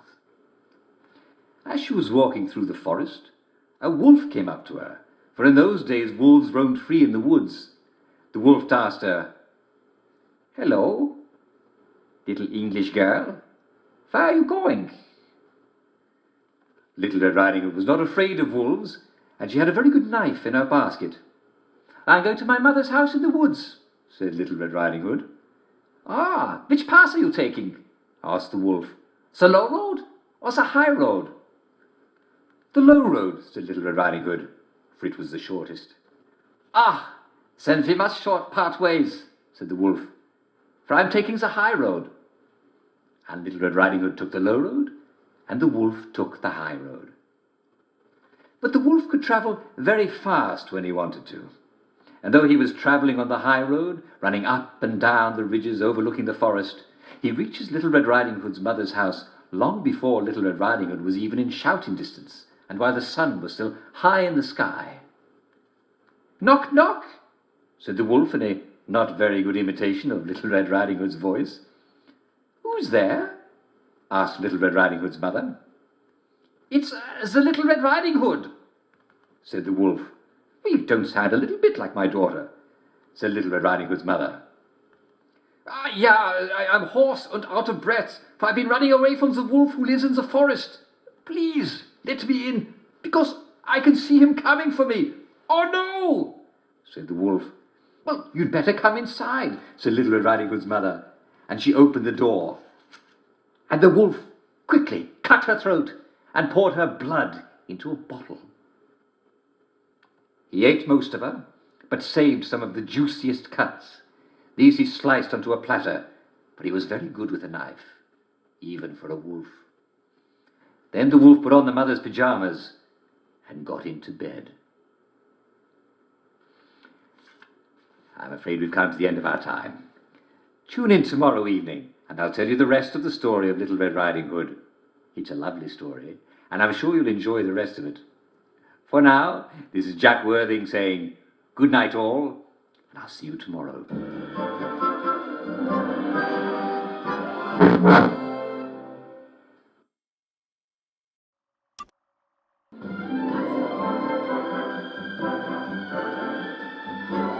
Well, it's getting late, isn't it?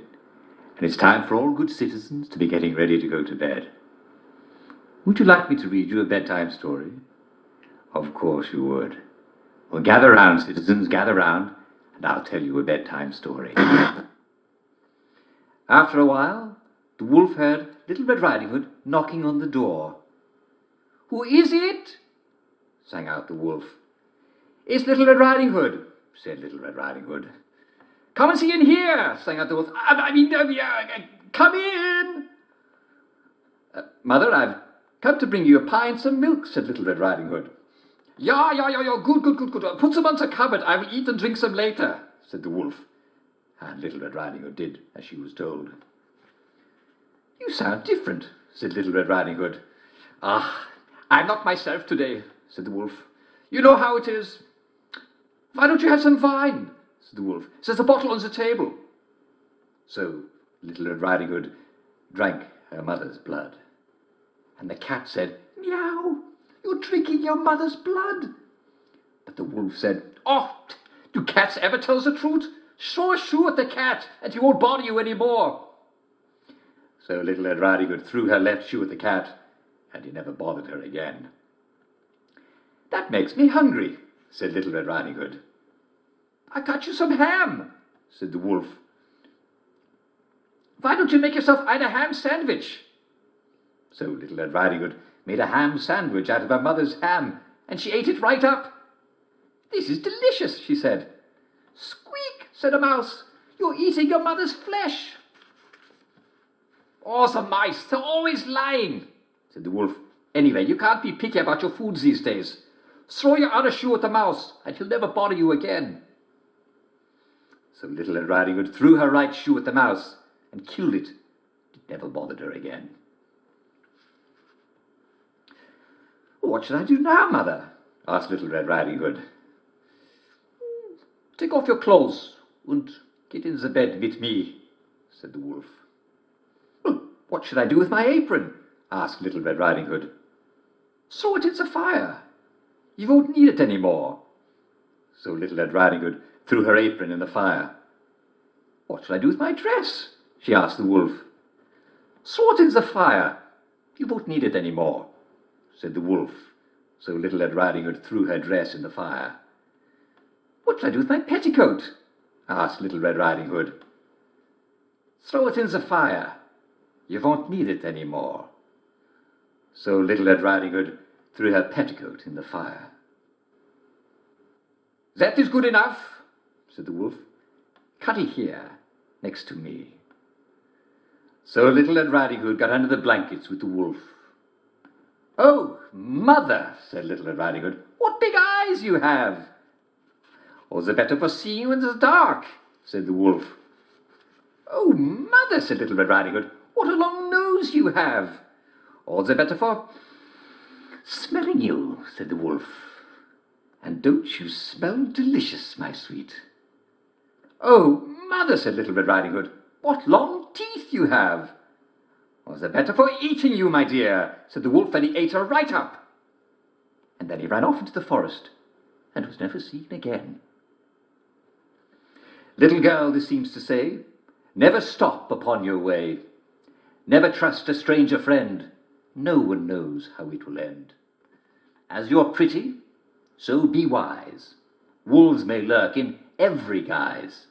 Handsome they may be, and kind, sweet or charming. Never mind. Now as then, 'tis simple truth. Sweetest tongue has sharpest tooth. And that's the story of Little Red Riding Hood and the wolf. What a wonderful story. I hope you enjoyed hearing it as much as I enjoyed reading it. Do you want to know what the real moral is? The real moral of the story is, don't go out at night, or the wolf will kill you. And I'm afraid we've come to the end of our time. Tune in again tomorrow for another bedtime story. Good night, all. See you tomorrow.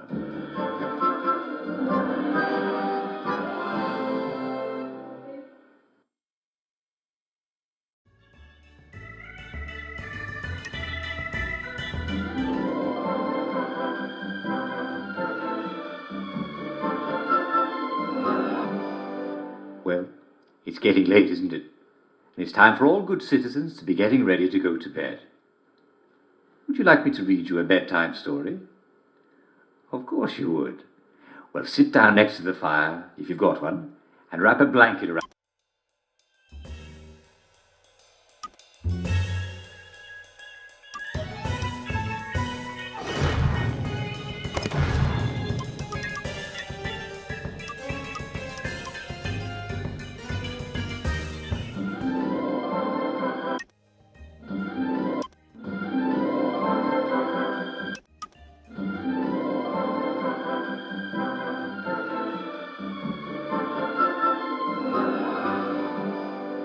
Well, it's getting late, isn't it? And it's time for all good citizens to be getting ready to go to bed. Would you like me to read you a bedtime story? Of course you would. Well, sit down next to the fire, if you've got one, and wrap a blanket around yourselves, and I'll tell you something that happened. Tonight's story is called The Pied Piper. And some people say it actually took place. And some people say it actually took place in our very own Hamelin. But who knows? The past is deep and dark and filled with mists and strange things that move in the night. It's best not to go into it.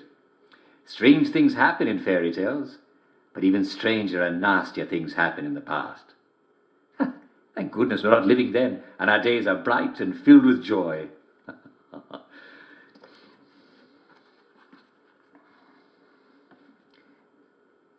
Once upon a time, there was a town called Hamelin. It wasn't the name of the town. That's just what it was called.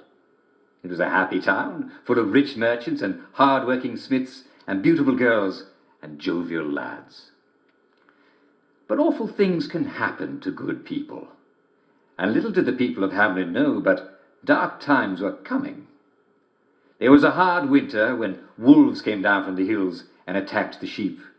And the wolves brought crows which would wait for the sight of rotting meat and then descend in swarms.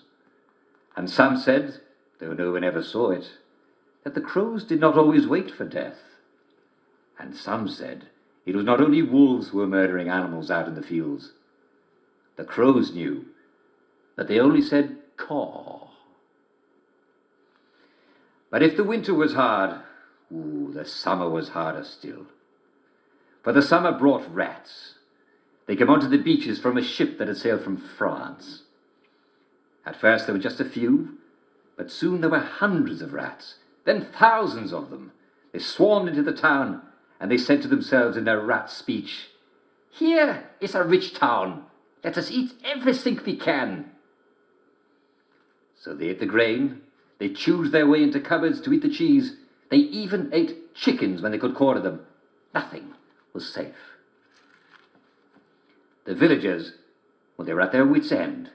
If you can kill one rat, you can set traps for 12 rats. But who can kill 1,000 rats? As long as there are 2 rats, in weeks there'll be dozens, and in weeks after that, there will be thousands again. The villagers were in despair. But one day, a tall man came to town.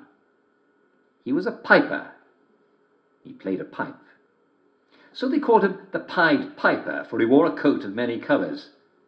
He was not very good at playing the pipes, but when the villagers told him to stop playing, he told them, "Although I am not very good at playing to entertain people, I know how to play to rats." Well, who would play music for rats, you ask? Well, the piper never explained, but he offered the town to pipe their rats away. He said, "It'll cost you a great deal of money. But I promise you, when it's all over, there will be no more rats." He even promised that if he left a single rat, they need pay him nothing. Now the villagers of Hamelin were not poor, but they liked their money. Still, they thought they would never have to pay the piper. I mean, after all, who could possibly rid the town of every last rat? So they agreed to the piper's terms. And I'm afraid we've come to the end of our time. Tune in again tomorrow evening, and I'll tell you the rest of the story of the Pied Piper of Hamelin. Will the town get rid of their rats? And how will they pay the piper? It's a lovely story, and I'm sure you'll enjoy how it ends. For now, this is Jack Worthing saying good night all, and see you tomorrow.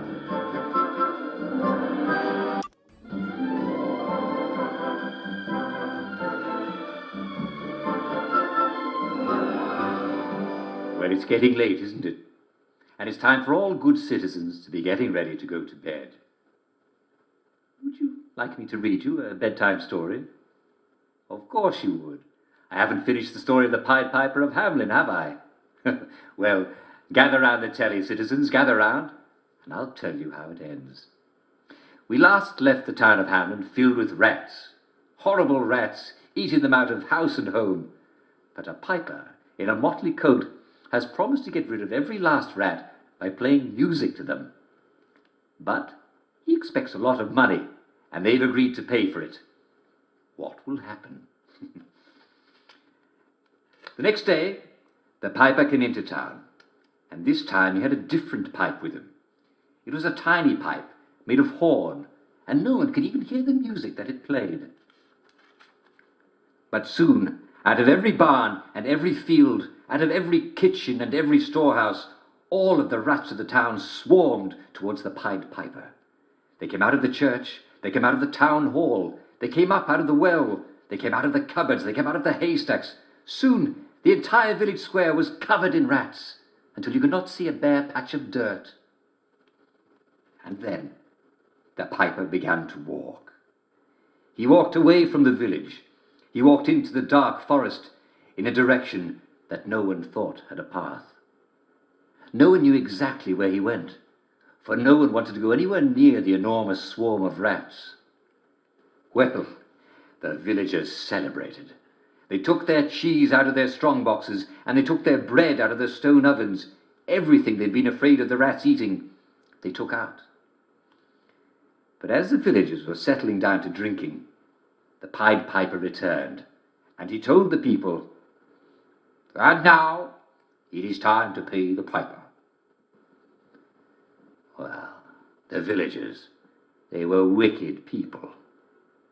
They asked the piper if he killed all the rats, and he promised that they'd never see the rats again. At this, the villagers were delighted.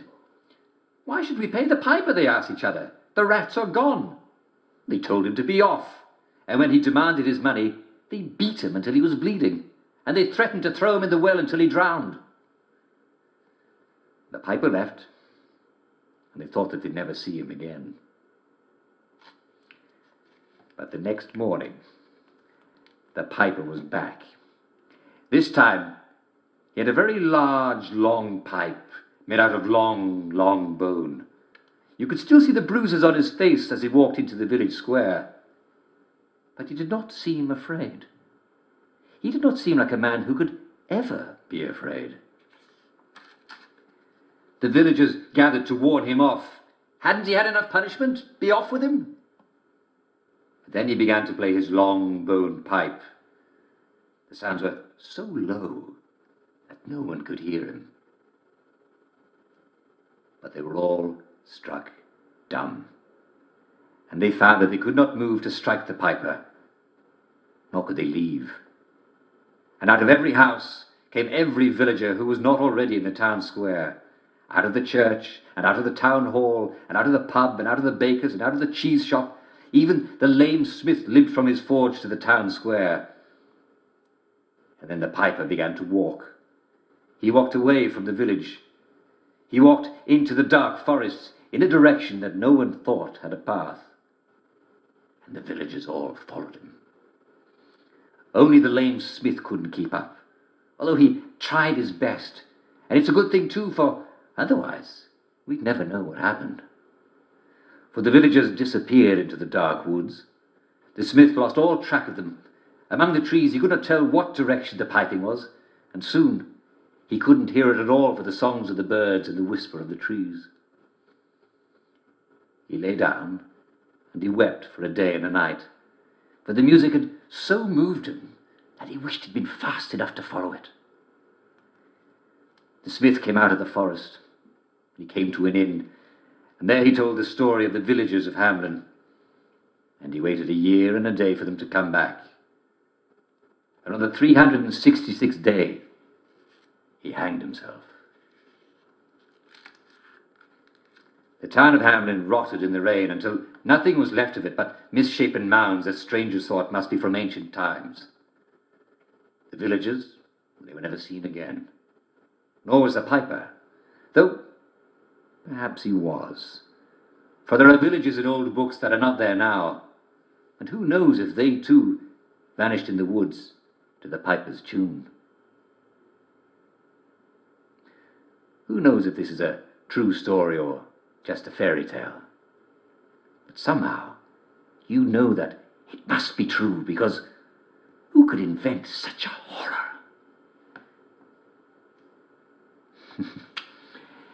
That's the story of the Pied Piper of Hamelin. What a wonderful story. I hope you enjoyed hearing it as much as I enjoyed telling it. And remember, Stay at home at night, or terrible things may happen in the dark. And I'm afraid we've come to the end of our time. Tune in again tomorrow for another bedtime story. Good night, all. See you tomorrow.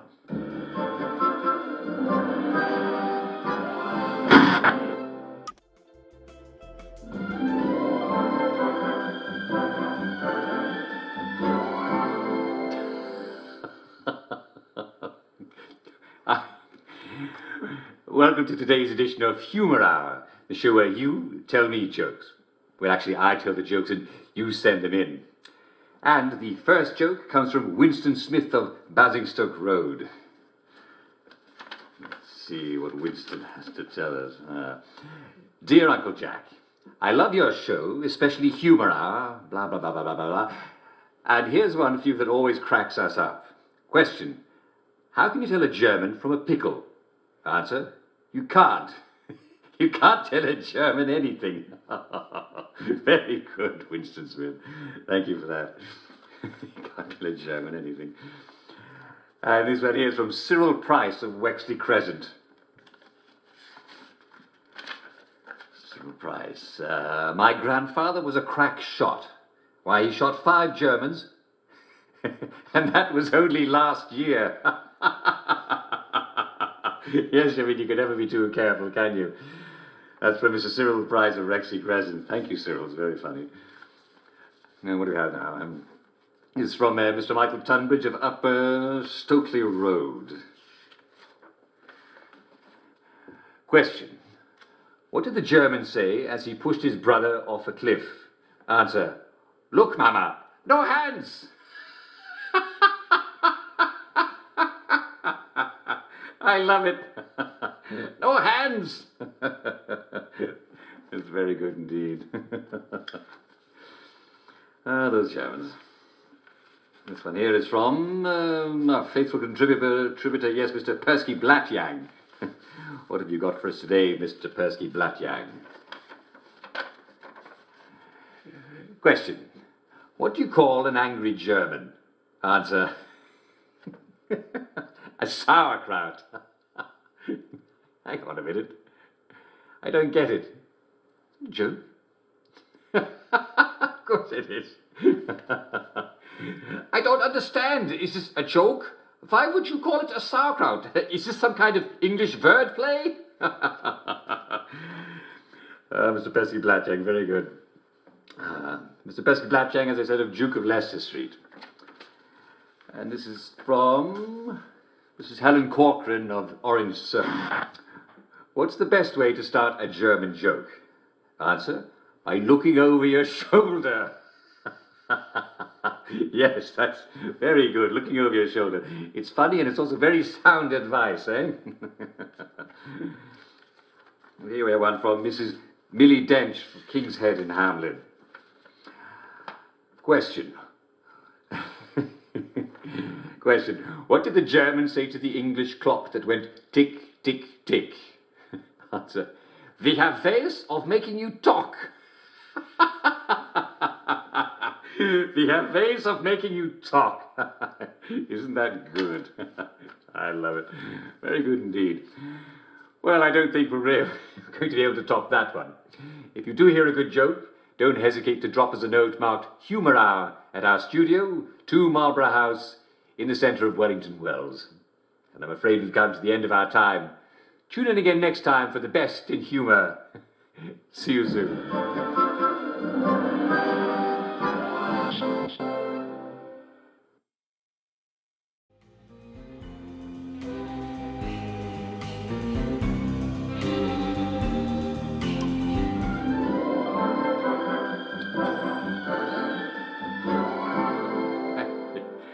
Hello, and welcome to today's edition of Humour Hour, the show where you tell me jokes.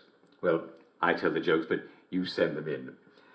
And the first joke comes from Mr. Nigel Plaskett of the Barton. Dear Uncle Jack, I love your show and Humour Hour is my favourite. Here's one I heard at the pub. A man walks into a doctor's office. He has a cucumber up his nose and a carrot in his left ear and a banana in his right ear. What's the matter with me? He asks the doctor. The doctor replies, you're not eating properly. That's excellent, Mr. Plaskett. Very good. I can certainly think of better ways to eat a banana, if I could get one. Very good. This one from Ridgewell Hawks of Hither Lane. I went to see my old friend Angus McTavish the other day. I sense a Scottish joke coming on, do you? I went to see my old friend Angus McTavish the other day, and he was stripping all the wallpaper off his living room wall. Angus, I said, I can't believe you're redecorating. I'm not, he said. I'm moving house.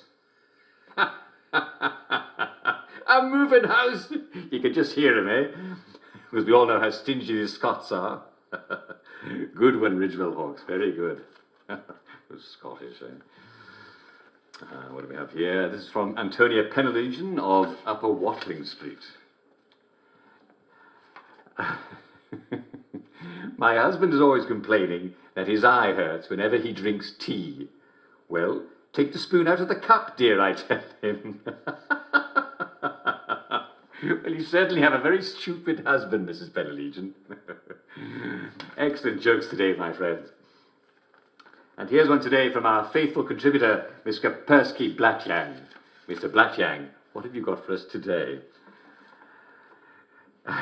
Yeah, very good. An Englishman, a Scotsman and an Irishman walk into a pub together. They each buy a pint of good English ale. And just as they're about to drink deep, 3 flies land in each of their pints and get stuck in the head. Well, the Englishman pushes his beer away in disgust. I'm not bloody well going to drink that, he says. The Scotsman spoons the fly out of the bubbles and drinks the pint. Waste not, want not, he says. And the Irishman grabs the fly by its wings, holds it over his mug and says, spit it out, you bastard! Spit it all out!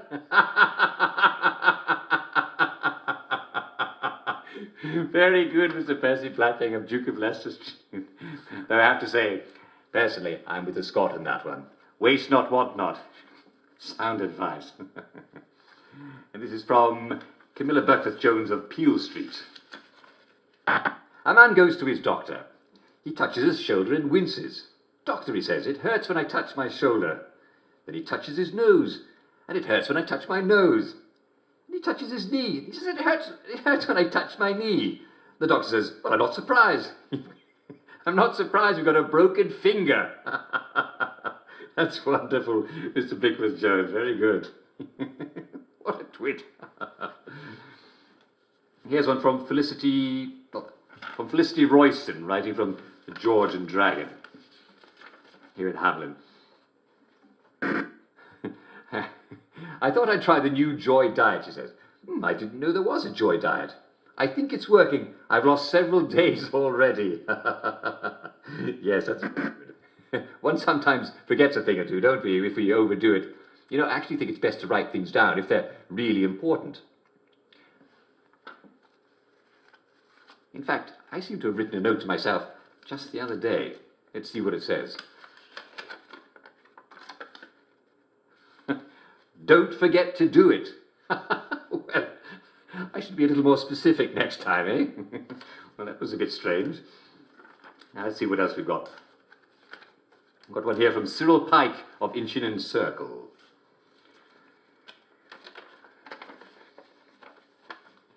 I saw my friend Jeremy walking along the street with his wife the other day. Suddenly, she fell into a manhole, but Jeremy kept walking.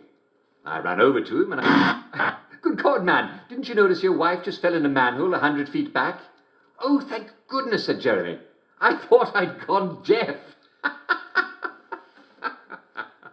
Lovely, lovely. So thoughtful of you, Mr. Pike. I do hope they got her out of the sewer. And if not, then it's one less mouth to feed, eh? Think about that. And this one is from Corporal Lindsay Douglas of the Victory Memorial Camp. He's one of the loyal members of the Home Army.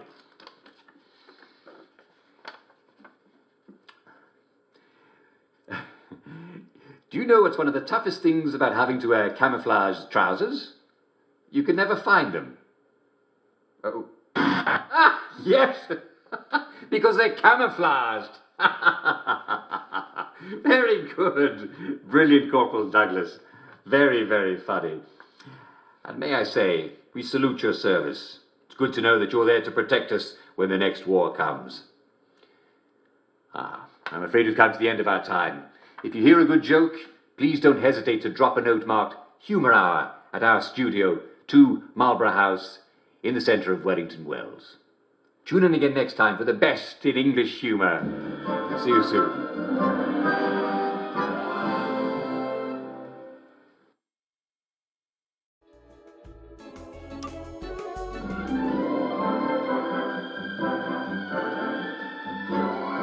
And now, it's time for I Hear You, the part of our show where Jack Worthing, that's me, answers your letters and questions about our life in Wellington Wells. And today's first letter is from Charles Hawtrey of St. James Parade.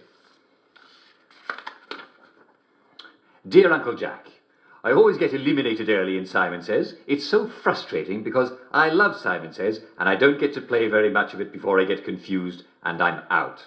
What can I do? Well, Charles, I'm so glad you care about Simon Says. It's one of my favourite games, as you probably know. In fact, sometimes I wish someone would come and be the announcer so I could come to Hamlin and play Simon Says. Say, what a lovely idea. Why don't you come here and I'll go there?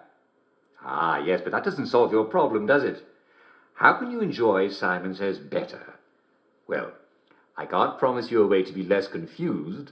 After all, a bit of confusion is normal when you're taking your joy, and you don't want to cut down on your joy, do you? No, of course not. Don't be ridiculous.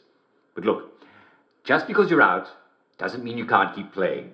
Just go to the sidelines and keep playing. After all, no one's going to arrest you for continuing to wave your arms around when I say wave your arms around, eh? I mean, when I say Simon Says move your arms around, right? Good. Well, I hope that's helpful, Charles, and thank you very much for writing. Here's another letter from Mrs. Gillian Overshaw of St. Giles Crescent. Mrs. Overshaw writes, Dear Uncle Jack, I found the most peculiar thing in my garden. Perhaps you can help me identify it. It has the general shape of a garden gnome. That is, it is short and squat and has a rounded pointy top, just like a gnome's pointy hat. But it's smooth and metal, and nothing is painted on it. What is it? Should I make it into a lamp? If I get the hat off, it would make a perfect umbrella stand. I think I can get the hat off if I heat up the bottom part in the fireplace. What do you think? Oh, well, Mrs. Overshaw, I think what you might have here is an unexploded artillery shell. So, no, my dear, I would not particularly recommend heating it up in the fireplace. In fact, I would recommend not touching your garden gnome any further. Especially, do not drop it or drop anything on it. Now, if any of the heroes of the Home Army are listening to this broadcast, and I know some of you are, would you mind dropping by Mrs. Gillian Overshaw's place at 25 St. Giles Crescent and help her in disposing of this rather peculiar garden gnome? Thank you. There's a good chap. Well, this one is from Mrs. Susan Brimble of Northumberland Passage. Dear Mr. Worthing. Oh, Susan. There's no need to be so formal. You can call me Jack, or Uncle Jack. But don't call me Mr. Worthing, because that's my father. And definitely don't call me Mrs. Worthing. Anyway, dear Mr. Worthing, my husband stays a really long time in the bath. He comes home after work and immediately runs a bath. And he stays in it until it's time for dinner. Sometimes he even stays in there after I tell him it's time for dinner. Last night, I even brought him his dinner in the bath, and he left it there on the side of the sink. What's a wife to do? Well, Susan, or Sue. May I call you Sue? I'd like to think I can call you Sue. Susan, I'm not a doctor. I only play one on TV. But I do know some doctors, and I asked them about your husband. They think your husband might just need a little more joy in his life. He seems to be trying to soak it in through his skin, and, well, that takes a very long time, and it'll turn him into a prune. So please be sure that your husband pops a joy or two when he wakes up, and a joy or two before he goes to bed, and I think you'll be seeing a lot more of them in a considerably drier state. There are very few problems that joy won't make better, All right, Susie? Good. Well, I'm afraid we've come to the end of our time. Tune in again tomorrow for more cheery answers to your questions about your life in Wellington Wells. This is Jack Worthing saying cheerio, and on with your day. I'll see you soon.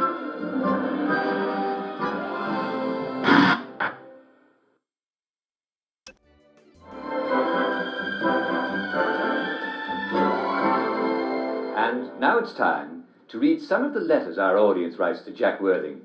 That's me, Uncle Jack. First we have Mrs. H.K. Chesterfield of Purlewins Drive, Maidenhome. And she writes, sometimes when I look out at my window at the garden district at night, I think I see fires. I assumed it was the bobbies keeping themselves warm, but once I saw a whole lot of fires out on Wednesday's Hill. They're not having some sort of police convention, are they? And I swear I could hear chanting. Well, Mrs. Chesterfield, I shouldn't worry. Sometimes, you know, the moon reflects in the windows, and then if there's a wind knocking against that window, it can create a sort of flicker effect. Now, my guess is that your curtain rod has fallen down. If you just fix up your curtain rod and draw the blinds close at night, you'll find you're no longer worrying about fires in the garden district. Instead, you'll think about how cozy we all are in our houses at night. And now, yes, let's go to this chap, Mr. Nigel Hickenbotham of Bellis Road, St. George. And he writes, how long can this go on? Well, that's odd, isn't it? That's all he wrote. There's another side. It continues, how long has this been going on? Well, that's a rather strange one, isn't it? Do you know, I think this must be some sort of riddle. Yes, and if it is a riddle and one of you clever clogs have a clever answer, please drop a note to Jack Worthing, that's me, at the broadcast tower, and, well, I'll be sure to let everyone else know it. I almost forgot. It's time for the secret word of the day. I'm going to say a word, and ladies, if you can get a bobby to say that word, you're allowed to kiss them. But you're not allowed to say that word to them, because that would be cheating. All right? The secret word of the day is epistemology. Now, it'll help you to know that epistemology is the study of how we know things. All right? Well, good luck, ladies. And remember, no telling them the word first. I'm afraid we've come to the end of our time. Tune in later for more Uncle Jack.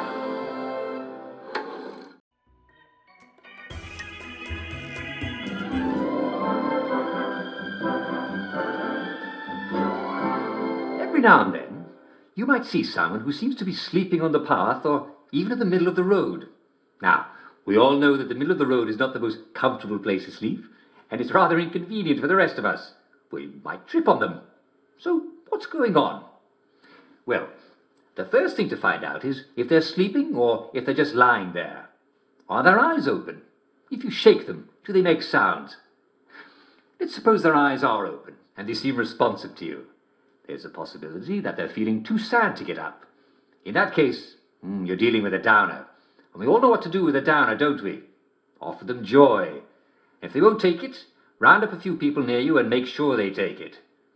If their eyes are closed, but they seem responsive, then they may be sick. It's probably best to prop them up in a building and let a doctor know. You don't want to spend too much time with a sick person. Well, you might get sick too. And doctors know just what to do with sick people, after all. And you don't. But what to do if they don't respond? It's possible that they've passed on. Now, there's no need for you to deal with a dead body on the street. The authorities are fully capable of dealing with any deceased citizens and will properly dispose of their remains. And what you should definitely not do is stand there gawping. You don't want to draw a crowd, and it's not healthy to stare at a dead body. It might bring you down. So just leave the body there and move on. And if you see a lot of people walking past someone in the middle of the street, well, you can safely trust that they've already realized there's nothing further they can do for that person. Just pretend that the person in the street is not there. Sooner or later they won't be. Take it from me, Uncle Jack. What's done is done, and it's best if we all move on. You'll be glad you did.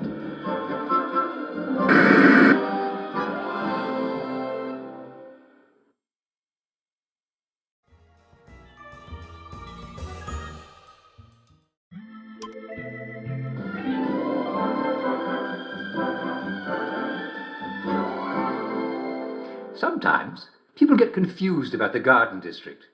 We English love our gardens, don't we? And from the painted road we call home, it can look like the unrenovated areas of Wellington Wells are abloom with wildflowers. But you can never be too careful. The garden district is abloom with mortal dangers as well. Hungry wastrels and depressing downers prowl the land. And the municipal police simply do not have the resources to patrol places that no one lives. So, be sensible and stay on the painted road. It's there for your enjoyment and protection. Well, the painted road is all you know and all you need to know.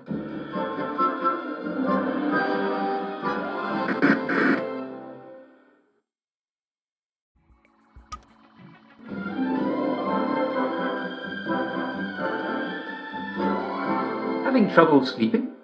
Think it might be nice to take a walk down your street and take in the moon and stars? Well, get yourself into your kitchen and warm up a cup of milk and go take a look at the moon and the stars out of your window. It's not a bright idea to go out at night. Who knows what could happen in the fog? You could trip and hurt yourself. You could fall in a hole. Foggy Jack might get you. Of course, Foggy Jack doesn't really exist, but you can never be too careful. Take it from me, Jack Wood. Stay inside until dawn and greet the bright new day. You'll be glad you did.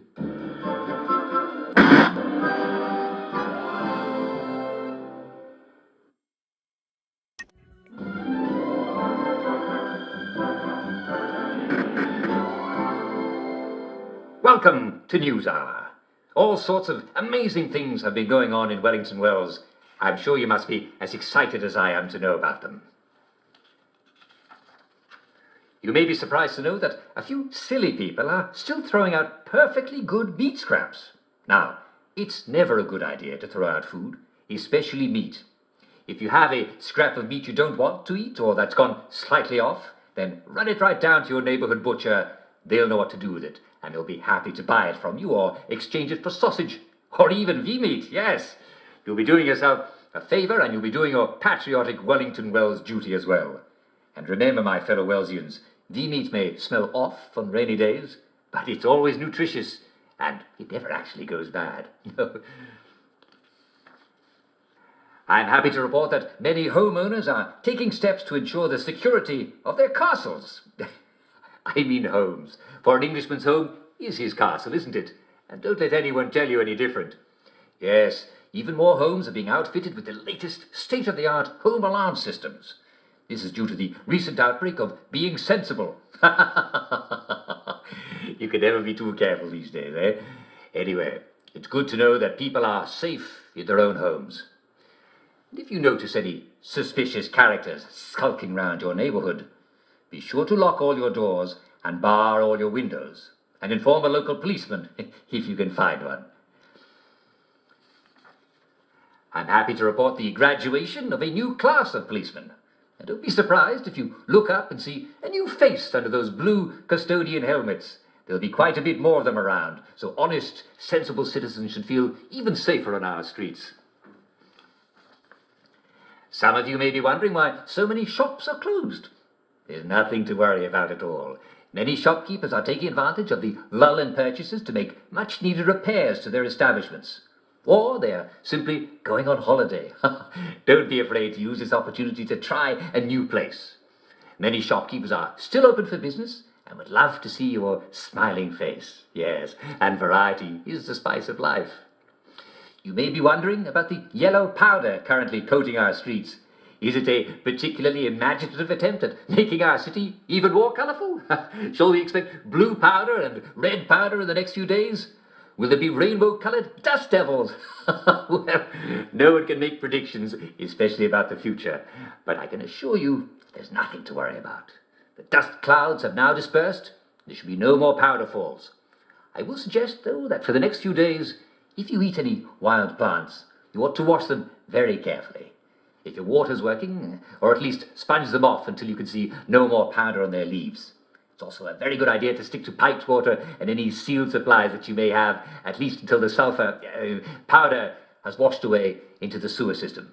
Again, nothing to be concerned about, but do be careful to take a few precautions and keep tuned to good old Jack Worthing, that's me, for further updates. Ah, yes. I am happy to inform you that the shipment of tainted vegetables has been completely removed from our streets.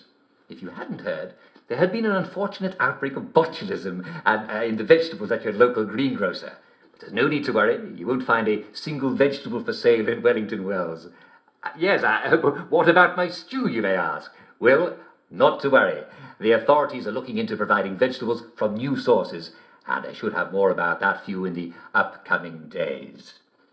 And I'm afraid we've come to the end of our time. Tune in again tomorrow for more timely, informative, and cheery news of Wellington Wells. This is Jack Worthing saying goodbye, and on with your day. See you soon.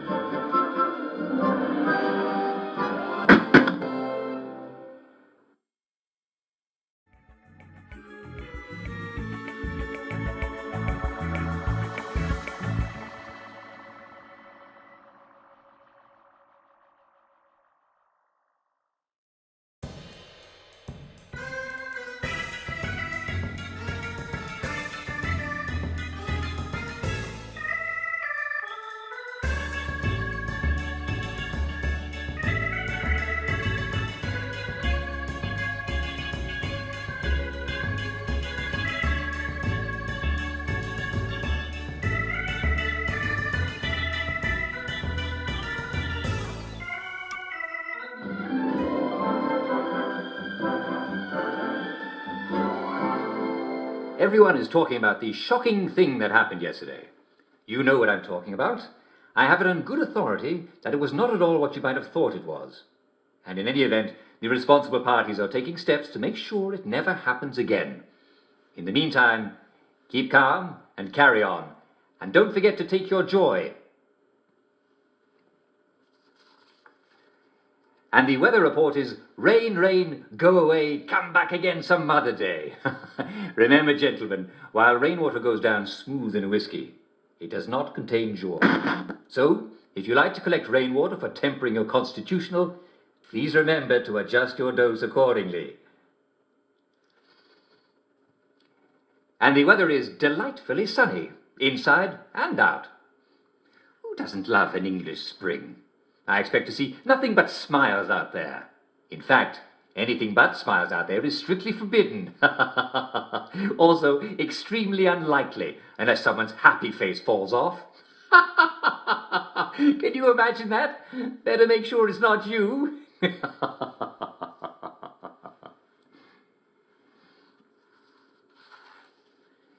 In case you might have heard a loud explosion coming from the general direction of the Victory Memorial Camp, don't worry, it wasn't someone blowing themselves up on the minefield. It was merely the members of the Home Army testing their ordnance. Mortar shells apparently don't last forever, and there's nothing more frustrating than dropping a shell on the enemy and it turning out to be a dud. So they must regularly test their supplies. That's all it was. No fatalities at all, and no worries. You may have noticed one of our favourite shops boarded up. There's no need to worry. We're told the proprietor, you know who I'm talking about, is renovating, and he doesn't want anyone to see it until it's done. At least that's what he says. I suspect he may simply have gone on holidays and doesn't want us to know. So if you notice a certain person comes back to work looking remarkably well rested, we'll know the truth, won't we? Our local football team has done it again. A thrilling victory over some tough rivals. You've never seen such exciting footwork, and they really use their heads. Of course, it's nothing less than we expect from our finest. If you see them, do buy them a pint for me. I'm sorry to say tomorrow's cricket match has been postponed due to uncertain weather. You can't very well play cricket in a typhoon, so we'll let you know the revised schedule as soon as we receive the details. In Hamelin, our favourite butcher shop has a very special today. Is it pork chops? Is it pepperoni? Is it filet mignon? Is it roast chicken? Or is it just several cases of fresh, delicious V-meat? Ha ha! Now that I've got your mouth watering, well, I'm not going to tell you what it is. You'll have to go visit yourself. And do give your favourite butcher my regards, because no one slices like he does. There has been some confusion about the pass required to enter the city centre of Wellington Wells. To obtain your pass, you simply need to present yourself in person with a recent photograph and a typed explanation of your purpose at the Department of Public Order. Simple, isn't it? That's all you have to do. The department is located at 5 Wapping Road, near the corner of Bath Street, in the centre of Wellington Wells. I hope that clarifies everything. There has been some excitement at the Victory Memorial Camp. An unauthorised person was intercepted attempting to plant tulips around the chain-link fence. Fortunately, she set off all the alarms and was quickly apprehended. Now, imagine how alarming it would have been if she'd not been caught. Kaboom! Yes! Now, the leadership of the Home Army hastens to remind the public that the Victory Camp and the surrounding relics of our heroic resistance have been preserved in its immediate post-victory state. That means unmarked minefields and unexploded ordnance every which way. She could have got herself blown up. So don't be a tourist fatality. No one except members of the Home Army in good standing has any purpose in the memorial camp. And if you want to plant flowers, how about planting them in town where we can all see them? Some viewers have asked me, how can I find out more about the resistance and the victory? Now, I always tell them, why on earth would you want to know more about the war years? Their ancient history, and our lives are so much better now. But, due to popular demand, we now have a book with all the answers. It's called The Story of Our Victory. And it's written by me, Jack Worthing. It's a lovely little book with cheery illustrations and quotations from all your favourite wartime heroes. And it tells you absolutely everything you should ever want to know about the war and our glorious victory. If it's not in the book, you don't need to know it. Some viewers have asked, how do I join the brave soldiers of the Home Army? Now, I've asked the Home Army leadership to respond, and they would like you to know that the Home Army has a full complement of highly trained warriors ready to repel any future invasion by our enemies, or even our friends. So there's no need to join anything. You can just be a patriot by smiling at everyone you meet. Now, go about your day and enjoy our lovely English weather, whatever it is.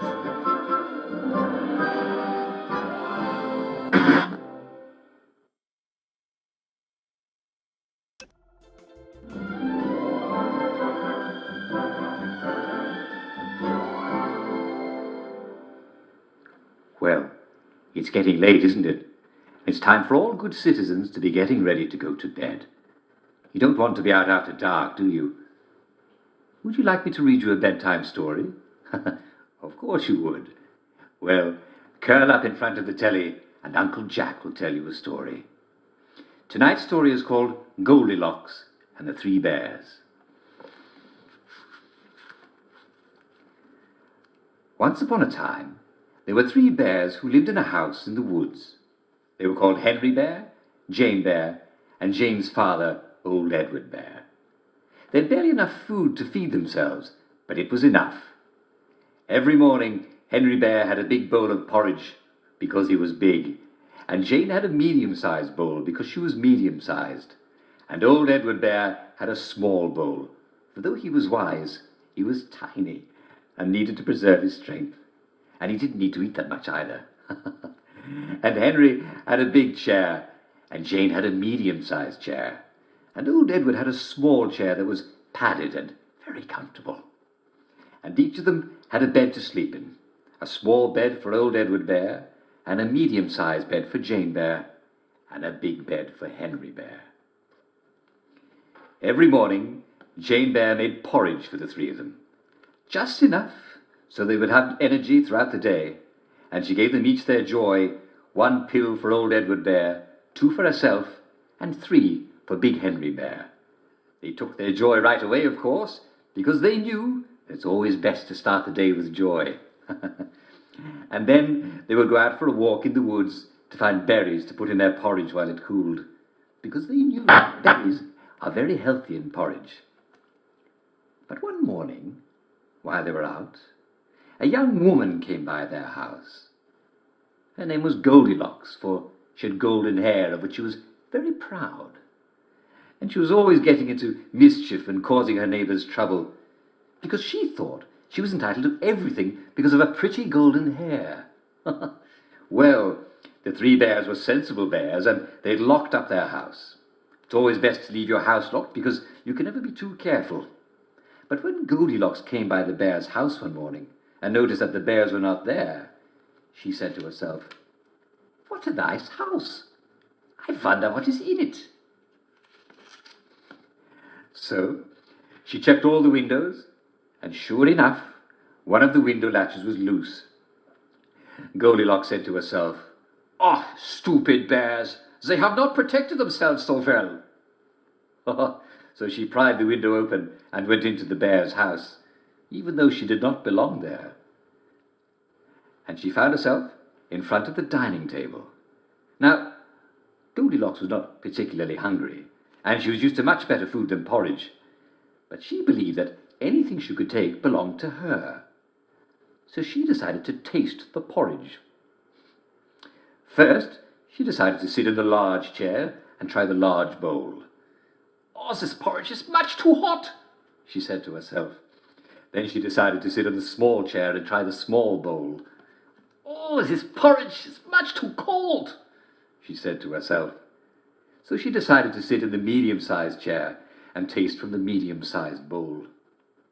"Oh, yum, it's perfect," she said to herself, and she ate up all the porridge in the bowl. Well, eating all that porridge made Goldilocks very sleepy. "I wonder what sort of beds these bears have," she said to herself. So she looked for the bedroom, and as the bears had a very small house, she found it right away. And she saw that there were 3 beds. At first, she tried the smallest bed, which was old Edward Bear's bed. But this bed was much too small for her, and no matter how much she thrashed around, her feet hung out. So she tried the big bed, which was Henry Bear's.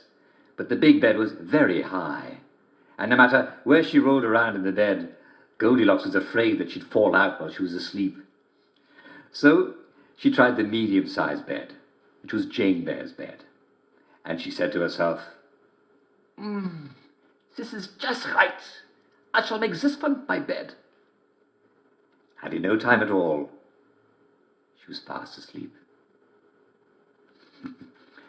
And I'm afraid we've come to the end of our time. Tune in again tomorrow evening, and I'll tell you the rest of the story of Goldilocks and the 3 bears. It's a lovely story, and I'm sure you'll enjoy the rest of it. For now, this is Jack Worthing saying good night all, and see you tomorrow.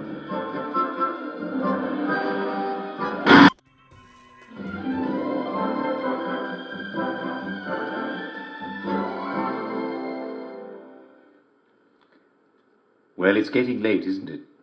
And it's time for all good citizens to be getting ready to go to bed. Would you like me to read you a bedtime story? Of course you would.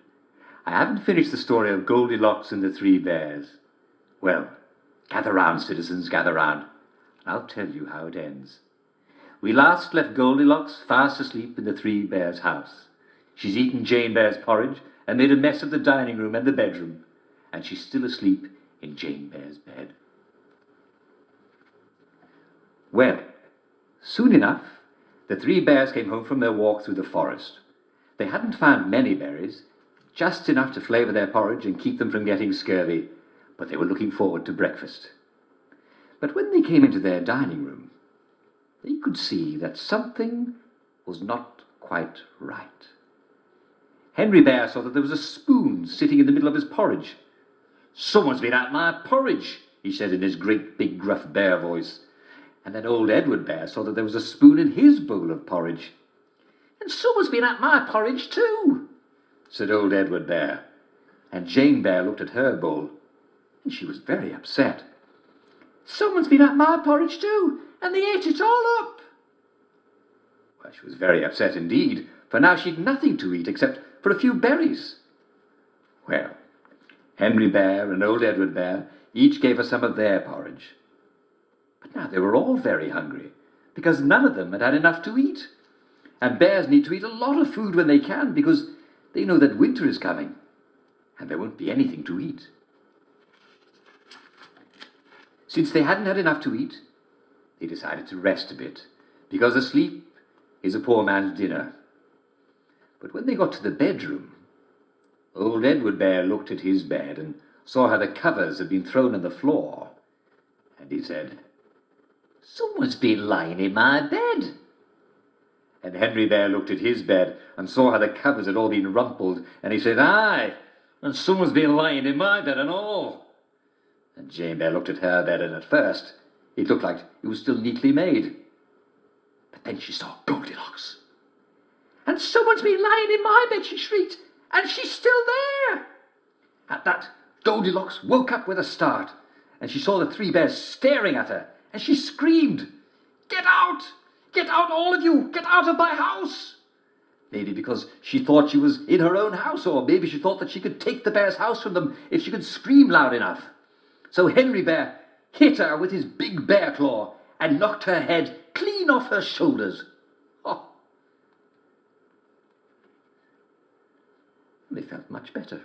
Then they ate the rest of her, tore her apart and ate her. They felt very good indeed, because now they'd had enough to eat.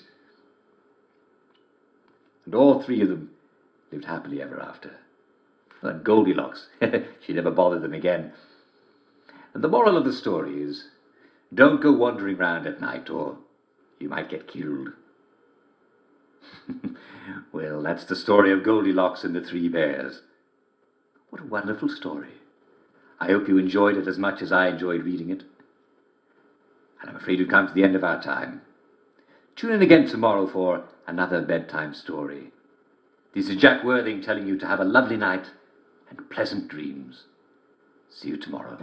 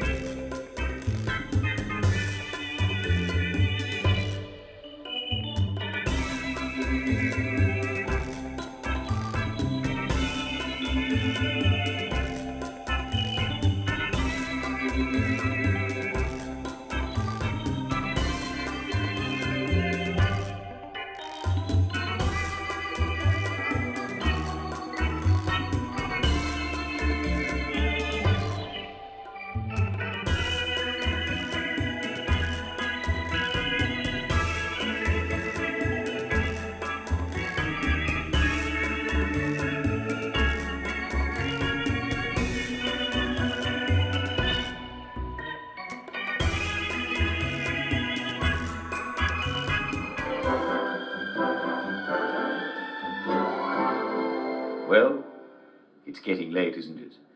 And it's time for all good wellies to cuddle up in bed. You don't want to be out after dark, do you? Foggy Jack might come for you. And then where would you be? In several places at once, wouldn't you? Would you like me to read you a bedtime story? Of course you would. Well, curl up in front of the telly, and Uncle Jack will tell you a story. Tonight's story is called Hansel and Gretel. Once upon a time there lived a poor woodcutter and his wife and his 2 aged parents. The old man's name was Hansel, and the old woman's name was Gretel. There was little to eat, and when a hard winter came across the land, so hard that the wolves prowled the crossroads at night, the woodcutter could no longer feed his parents. He lay in bed with his wife, and they discussed what to do. The woodcutter's wife said, "Here's what we'll do, Liebling. We will lead them deep into the woods, yeah? To gather the firewood, okay? And then we will trick them, and we will leave them there. And natürlich, there will be enough bread for the both of us." For you see, they were not her parents, and they didn't particularly like her. Now at first the woodcutter said, "Well, I don't know, maybe I should leave you in the woods instead." But his wife said, "Oh, it's a funny man. No, they are old and they do not work anymore, okay?" And the woodcutter had to admit she had a point. What the woodcutter did not know was that his parents had overheard the entire conversation, for they had very good hearing for old people, and they'd not been sleeping well. And Hansel said to Gretel, "Our son's going to leave us in the woods to starve. What shall we do?" Gretel said, "Let us gather bright pebbles by the light of the moon."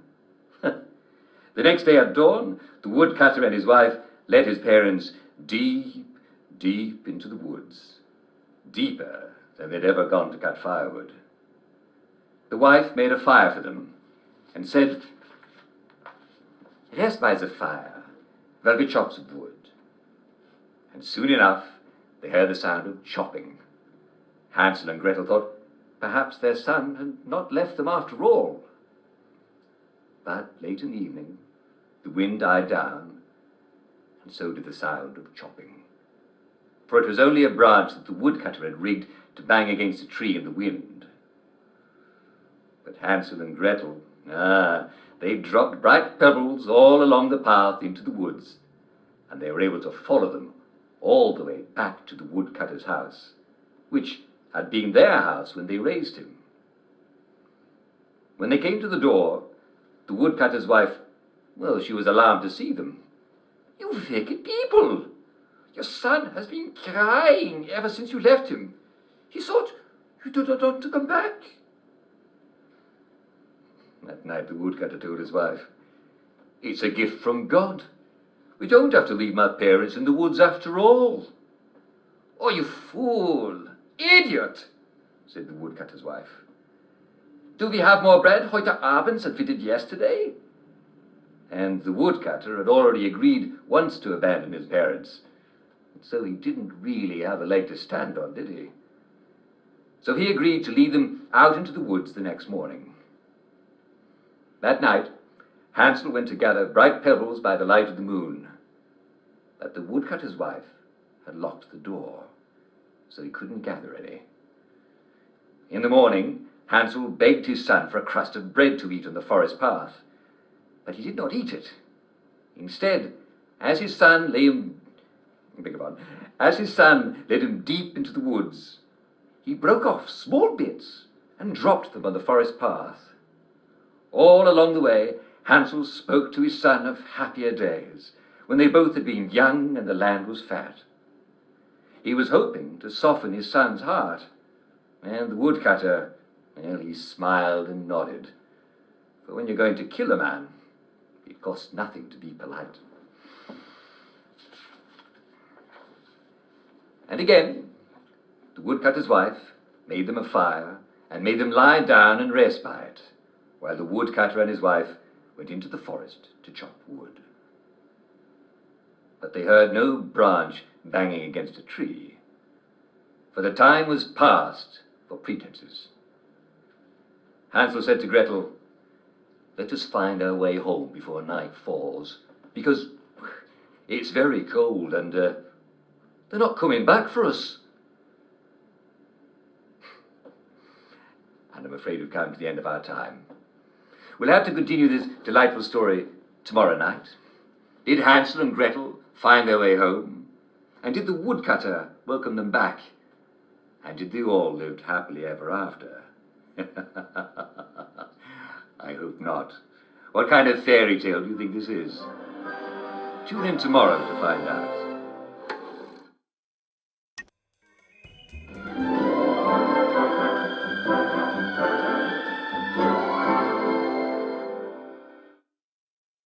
Well, it's getting late, isn't it?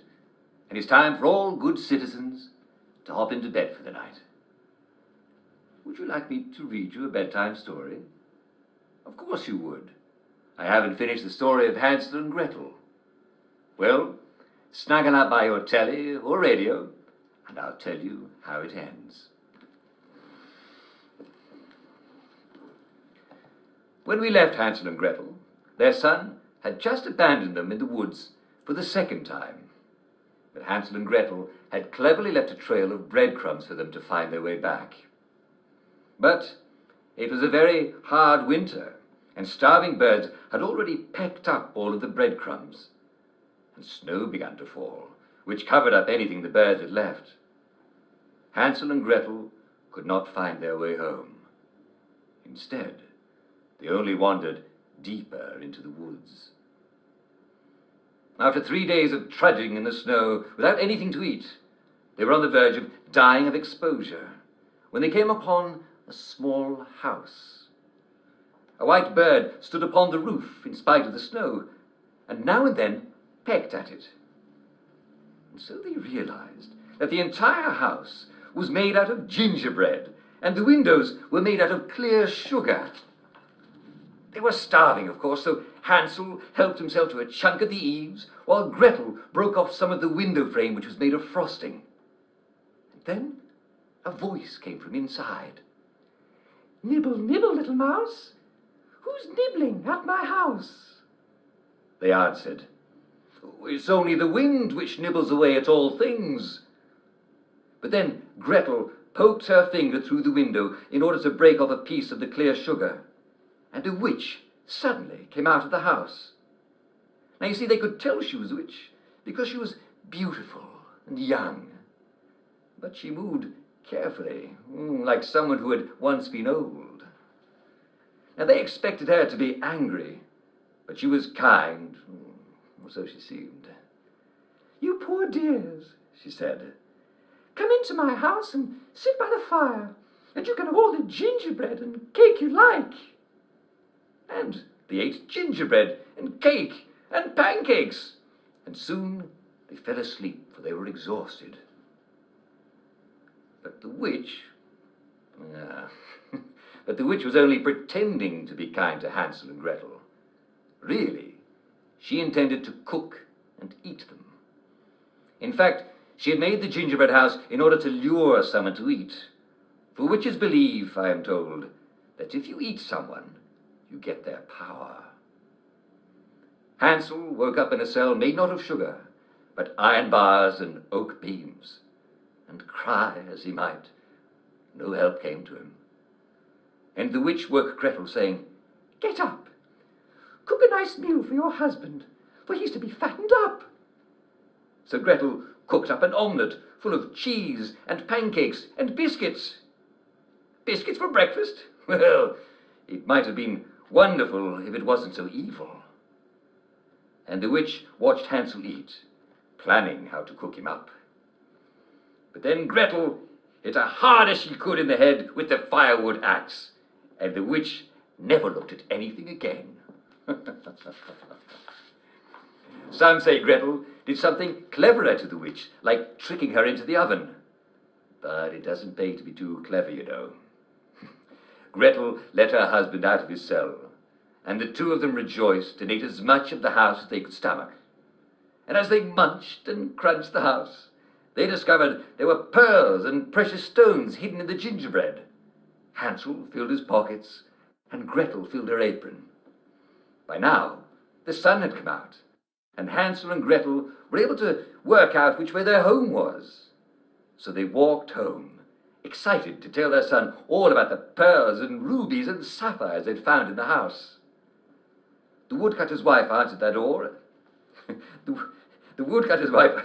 Here it comes. The woodcutter's wife answered the door, and, well, Gretel quickly cut her down with an axe. Good old Gretel.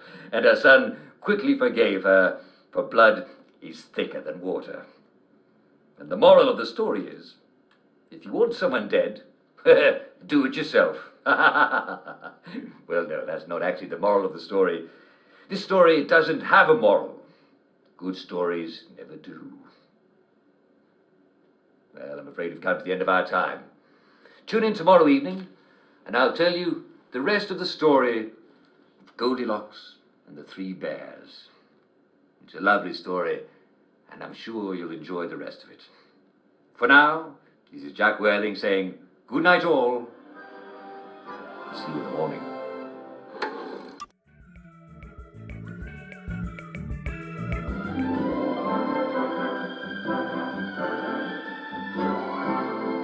And now, it's time for our daily recreational activity to show where you're the star. Come on, everybody. It's time for everyone to gather in front of the telly. And if you're inside, be sure to go and find a telly outside. This game is much more fun to play in a crowd. Today, we're going to be playing Simon Says. Are you ready to play? Okay, begin. Ha! I didn't say Simon Says. I got you already. Now, you all know the rules, don't you? I'm going to tell you to do something. But if I don't say Simon Says, you don't do it. And if I do say Simon Says, you do it. Okay? Ready? Is everybody ready? You there. Are you ready? Oh, come on, don't be shy. You know you want to. Of course you do. There's a good lad. Everybody give him a hand. No, wait a minute. I didn't say Simon Says. Okay, Simon Says, begin. All right. Simon Says, put your hands on your head. Simon Says, touch your feet. Simon Says, never mind. Clap your hands. Yes, you there. You're out. And you too. You're out. Go on. Out you go. Good. I didn't say Simon Says, but you got out, so yes, you're out. You have to be very careful. All right. Simon Says, lift your right knee. Simon Says, lift your left knee. Lift both your knees. And if you're on the floor, well, you didn't wait for Simon, did you? Did you know that Simon Says was invented in 1266 when Simon de Montfort had control of King Henry III? And no matter what King Henry ordered, it didn't matter until Simon Says. Clap your hands.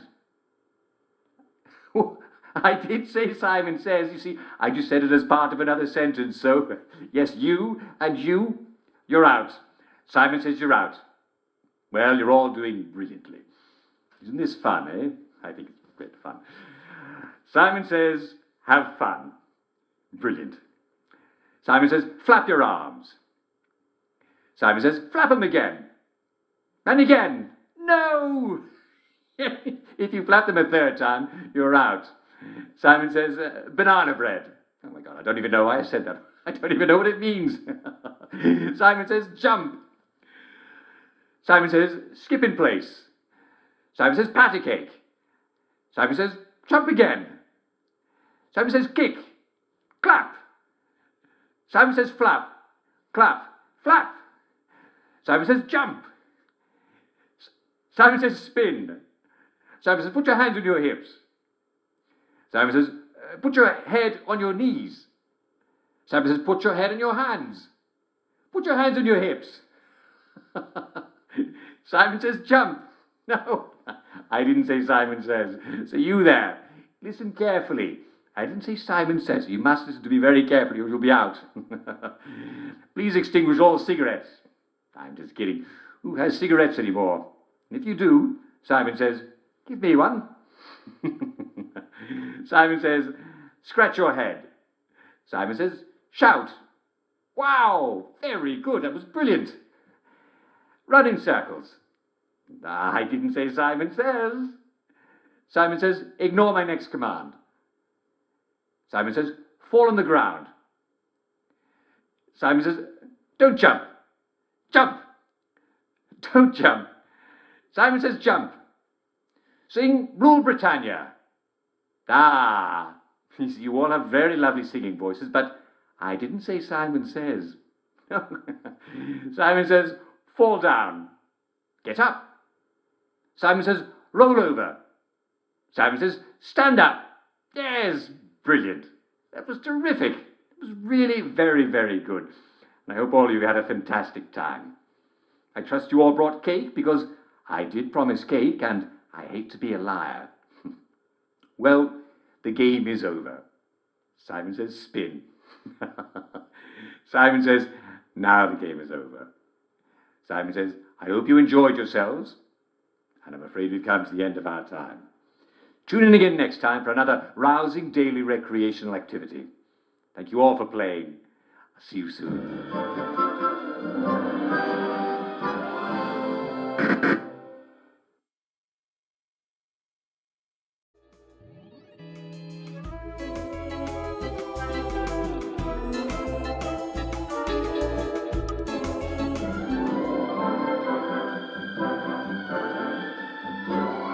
And now, it's time for our daily recreational activity, the show where you're the star. Come on, everyone. It's time for everyone to get out of the street and find a telly to watch. This game is so much more fun with all of your friends and fellow citizens. Today is a very special episode of our favourite Simon Says. Have you ever wondered if you're ready in case the Germans ever came back? Would you know how to defend yourself against the marauding Bosch? Are you ready? All right. Now let's play Simon Says. Ha ha! Yeah, I didn't say Simon Says. You all know the rules, don't you? I'm going to tell you to do something, but if I don't say Simon Says, you don't do it. If I do say Simon Says, yes, you do it. All right. Is everybody ready? You there. Are you ready? Oh, you are. Yes, that's the Wellington Wells spirit. Everybody give him a hand.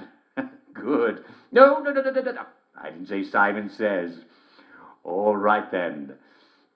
Now, what I want everyone to get themselves a weapon. Cricket, bat, or a crowbar, anything like that. And if all you have is a banana, well, that's fine.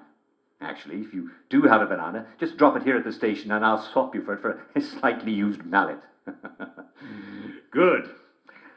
Simon Says, raise your weapon. Simon says, swing right. Simon says, swing left. Simon says, swing right. Ha ha, yes. I can see I already got a few people out there. If you swung left, then you're out. The Germans got you. Fall to the ground, eviscerated. I'm just joking. You can never be too careful. All right, then. Simon says, swing left. Simon says, swing right. Simon says, lunge. Simon says, parry. Lunge. Ah! Yes, you. You're out. Remember, the lunge is your finishing blow. Save it for when your enemy's on his back foot, no matter what Simon says. Did you lunge? You were supposed to. I did say Simon Says, you see. I just said it in bits. Yes, so you and you're out. Simon says, you're out. Very good. You're all beautiful. Yes. Go on, give it to me. Simon says, give it to me. Yes, very good. Simon says, take a step forward. Simon says, take a step back. Simon says, swing right. Simon says, swing left. Simon says, finishing blow. Step back. Simon says, shout. Yes. Simon says, raise your weapon. Simon says, have fun. You're all doing brilliantly. Very good. Simon says, jump. Simon says, parry. Simon says, dodge. Simon says, lunge. Simon says, victory beat is wonderful. Captain says, swing left. Ha ha. I didn't say Simon Says. Simon says, don't do the next thing I say. Simon says, jump. Oh, what do I do? What do I do? What do I do? Simon says, run in circles. Simon says, stay in place. Simon says, lunge. Lovely. Simon says, sing Rule Britannia. Rule Britannia, Britannia rules the waves. Britons never, never, never shall be slaves. Good. Simon says, swing right. Simon says, swing left. Simon says, swing right. Ah! You there. Simon says, run along. Go on. All right. Simon says, fall down. Simon says, get up. Simon says, roll over. Simon says, stand up. Brilliant. Simon says, do everything I do, I shouted, even if I don't say Simon says. Swing right. Swing left. Swing low. Swing chariot. Lunge. Lunge. Again, lunge. Again, step forward. Right. Left. Right. Lunge. Lunge. Yes, finish him. Fatality. Oh, yes. That was terrific. Very, very good. I hope you all had a fantastic time. Oh, dear. I trust you all brought cake because I did, and I did promise cake, and I hate to be a liar. Well, I'm afraid the game is over. Simon says, spin. Simon says, now the game is over. And Simon says, I hope you all enjoyed yourself immensely. I certainly did. We've come to the end of our time. Tune in again next time for another rousing daily recreational activity. Thank you all for playing.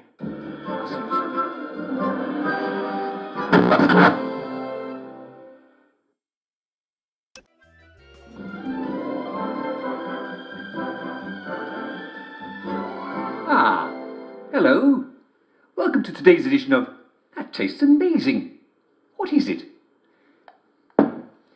This is the show where we help you expand your nutritional horizons. You know, you can eat a lot more things than you've ever dreamt of. And I'm here to show you what. Now today, we're going to talk about the wonderful world of edible weeds. You might think the orach plant is just a roadside weed, but our friend Natriplex patula bears thousands of seeds which you can gather in the autumn, and they'll keep all year long, if you haven't already snaffled them up. Yummy! Now grind them as you would any other kind of cornmeal, and you can blend them into your flour supply. You can also use them to thicken your soup. And don't waste the rest of the plant. You can eat the young leaves in salads, and you can cook up the old leaves like spinach. Goosefoot salad and orach bread. What a filling meal. And it's all free. Yes. That is a nettle. Now, who wants to eat a nettle, really? Well, gorillas, for one. They love nettles. They eat thistles and nettles every chance they get. But I don't suppose you're a gorilla. And if you are, well, you're hiding it very well, and bravo for you. Of course, artichokes are basically monstrously large thistles. But you already know about artichokes. This isn't an artichoke. It's not even a thistle. It's a nettle. Urtica dioica is a tall plant with a thick root we call a rhizome. And the whole plant is just packed with vitamins. In fact, it's quite medicinal. You can use it to treat sore muscles, eczema, arthritis, gout, and anemia. Though I doubt any of you have the gout, eh? That's the one thing about our present thrifty lifestyle as sailors, eh? Now, be careful, because this is called a stinging nettle for a reason. It's got lots of sharp, stinging, tiny hairs. And each of these tiny hairs is hollow and contains a drop of formic acid. That's what ants bite you with.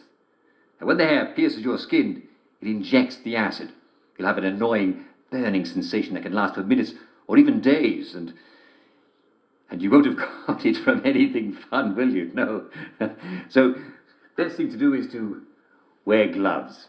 And if you do get stung, try rubbing the sting with the root of the plant. It might make the itch go away, and in any event, it'll make you look and feel rather clever. Then you're going to do one of two things once you've harvested it. You can cook it, or you can dry it. You probably don't like eating your vegetables dry, unless you're a cow, in which case you're hiding it very well. Bravo, you. And do let me know where you live so I can eat you up. Now, what you ought to do is cook it as you would cook spinach. In fact, it tastes a great deal like spinach. And did I mention that it's packed with vitamins?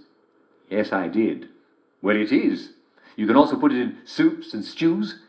The best leaves are the young, light green ones, but beggars can't be choosers. You can even make it into tea. But everyone knows you can eat weeds, and who hasn't eaten a yummy dandelion salad? Clover has a lovely lemony taste. You can eat it raw, but like all proper English food, it's much better if you boil it for at least half an hour. Chicory is best known as tea, but you can eat the whole plant. The young leaves you can eat raw, and the flowers make a great snack. And if you put the roots in a stew, it'll add flavour, bulk, vitamins, and calories. Sheep sorrel is a common weed like acid soil, like your common English bog. Don't eat too much of it, it's full of oxalates. But the leaves have a very nice tart flavour. Just remember, all of these plants are edible, especially if you boil them. And if you're not sure about a plant, just put it in a soup. A little of the wrong will almost never kill you, as long as you mix it in with lots of good stuff. Just eat a little at first, and if it doesn't upset your stomach, eat a little bit more the next time. Soon you'll be chowing down like a cow. But you're not a cow, or I'm coming to your house for dinner. I'm afraid we've come to the end of our time. This is Uncle Jack wishing you an amazing breakfast, lunch, and dinner. Tune in next time when we explore the fabulous world of edible insects. Did you know you can eat maggots? They're nutritious and scrumptious.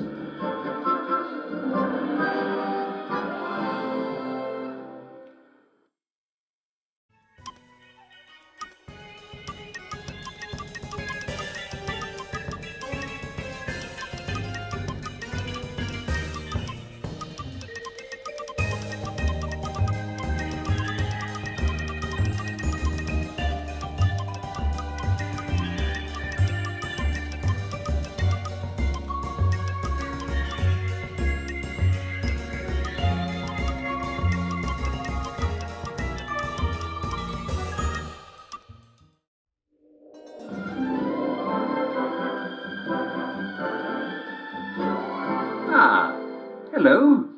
Welcome to today's edition of That Tastes Amazing. What is it? This is the show where we help you expand your nutritional horizons. You can eat a lot more things than you've ever dreamt of. Did you know you can eat lichens? Now I'm going to show you 3 kinds of lichens that you can fill up on. This is Palmoptera perlatum, your basic grey-green lichen. For some reason, it's also called black stoneflower. In India, it's called kalpasi. It grows on rocks and even stone houses all over Hamlin. Imagine being able to scrape a salad off the side of your own house. Wouldn't that make your life so much easier and cleverer? This is called reindeer lichen, or Cladonia rangiferina. As you might have guessed, it's very important food for reindeer, yes. However, we don't have any reindeer here in England, and we haven't had any since the last ice age, so I think they won't mind if you eat it. The best way to eat it is by drying it and then crushing it, then soaking it in hot water until it becomes soft. You can fry it up if you've got any grease or lard, in which case, lucky you. It's a bit acid, so it may give you a bit of a tummy ache, but that's miles better than starving, isn't it? And you can, if you can manage to use it as a green in a victory meat sandwich, then, well, I think you'll be as right as rain. Our friend Cladonia has all sorts of medicinal values for keeping you regular to a mild antiseptic quality. You can even use it to flavour your aquavit if you've got any left. Here's another lichen that people like to call moss. It's called Iceland moss, and guess where it's really common? Yes, Hamlin, that's where. What did you think I was going to say? Now, I've had some of this, and let me tell you, it is scrumptious. Well, all right. Perhaps it's not quite scrumptious, but it's quite filling if you're hungry. In fact, I quite like it. Oh dear, I'm afraid we've come to the end of our time, and I hope you've enjoyed this edition of That Tastes Amazing. What is it? Tune in next time when we talk about rat meat. Now, everyone knows about the legs, but did you know you can turn the eyes, feet and tail into a perfectly good soup stock? Seriously, don't be afraid to experiment with new foods. It's part of the adventure of living in these times. It's Jack Worthing telling you to keep that larder full and save the canned foods for a rainy day.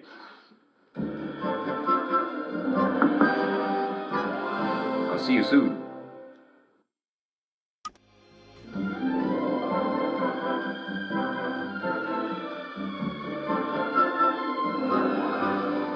And it's another fabulous day in Wellington Wells. The sun is up, and the weather is overcast and only slightly rainy, with occasional patches of lovely sunshine. Wakey, wakey, everyone. Good morning to you. Good morning to you. Good morning, dear friends. Good morning to you. Well, I hope you all had a lovely night's sleep with lovely dreams. It's shaping up to be a wonderful morning, and I think I can promise you that it's just going to get better all through the day. We all forget things from time to time, so don't forget the most important thing. Is it your tea? Is it your muesli? Is it bacon and eggs? Is it toast? Did you forget to butter your toast? No, don't be silly. It's your daily joy. Never forget to take your joy, and I guarantee your day will go swimmingly.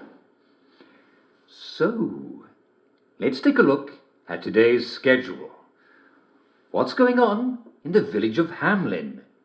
Well, chatting and greeting and smiling and laughing, of course, and breakfast, lunch and dinner, and work. But at 3, I hope you'll all take a quick break for our daily recreational activity. Today we will all gather round the telly for a rousing round of Simon Says. Well, I won't be gathering round the telly.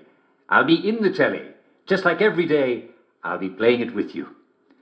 And then there'll be cake and prizes for all winners, and everyone's a winner, and everyone will be there. So don't miss it, or you're a rotten egg. But seriously, unless you have an awfully good reason, such as 2 broken legs, do be a sport at 3 o'clock, won't you? We love your company. And now, the hot new song from our favourite band. See you soon.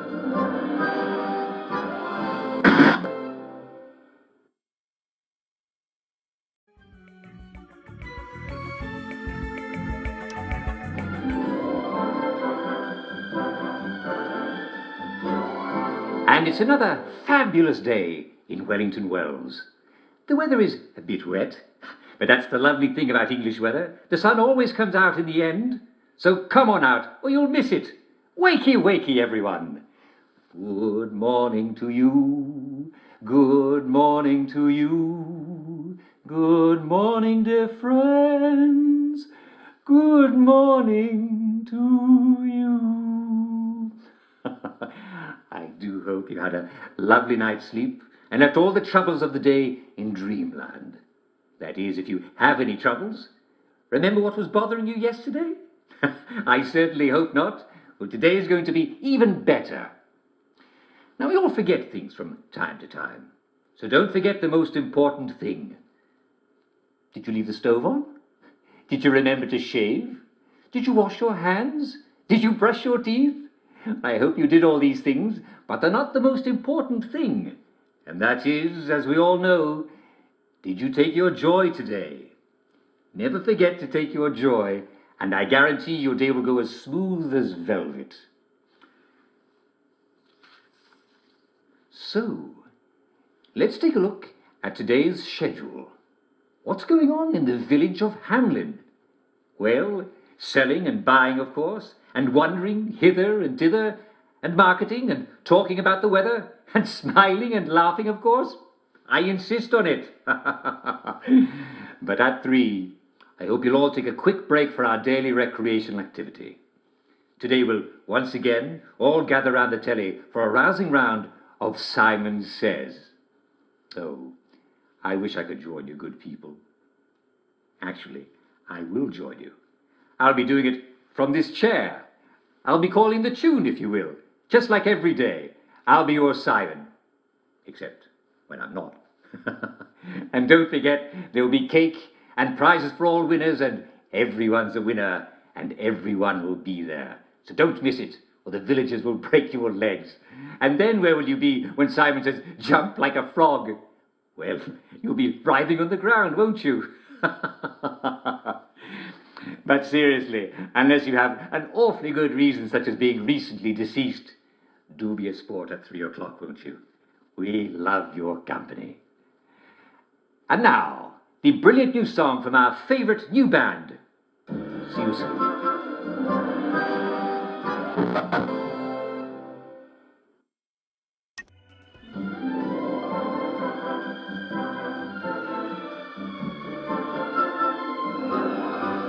And it's another brilliant day in Wellington Wells. The weather is a little rainy, but I think I can assure you that it's going to dry up to merely a bit overcast. That's the wonderful thing about English weather. You always know you're going to get a little bit of rain, but it's never going to be too cold or too hot. Well, it's not time to hibernate, and you're not a bear, so come on out. Or if you are a bear, then I'm very impressed that you know how to turn on a television set. Wakey, wakey, everyone. Good morning to you. Good morning to you. Good morning, dear friends. Good morning to you. Well, I was up all night fretting. I'm joking. I had a fantastic night's sleep. Actually, I can't remember a single thing about last night. And that's how I like it. How about you? If you're taking your joy, then you shouldn't have any trouble sleeping. And if you missed some, well, what on earth are you waiting for? Get back on your dose. And I think I can promise you your day will go as sweet as a summer breeze. Well, what's going on today in the village of Hamlin? The circus is coming to town! Ha ha! No, I'm sorry, I fooled you. It's just going to be a regular, wonderful, ordinary, spectacular day. But of course, we'll interrupt the day because, well, we love to do that, with our daily recreational activity. What are we going to do for fun today? Well, how about Simon Says? I love Simon Says, don't you? It's been too long since we've played it, hasn't it? Now, I'm a bit vague about the details. No, really. So, I think we ought to play it today, just to be sure. Well, you can never be too careful. So at 3, gather in front of the telly for a rousing round of Simon Says. No, wait. I didn't say Simon Says gather. No, stop. We're not playing it yet, so you're all right. And don't forget, there will be cake and prizes for all winners, and everyone's a winner, and everyone will be there. So don't miss it, or you'll stick out like a downer. We can't have downers, right? Brilliant. And now, the catchy new song from our favourite new band.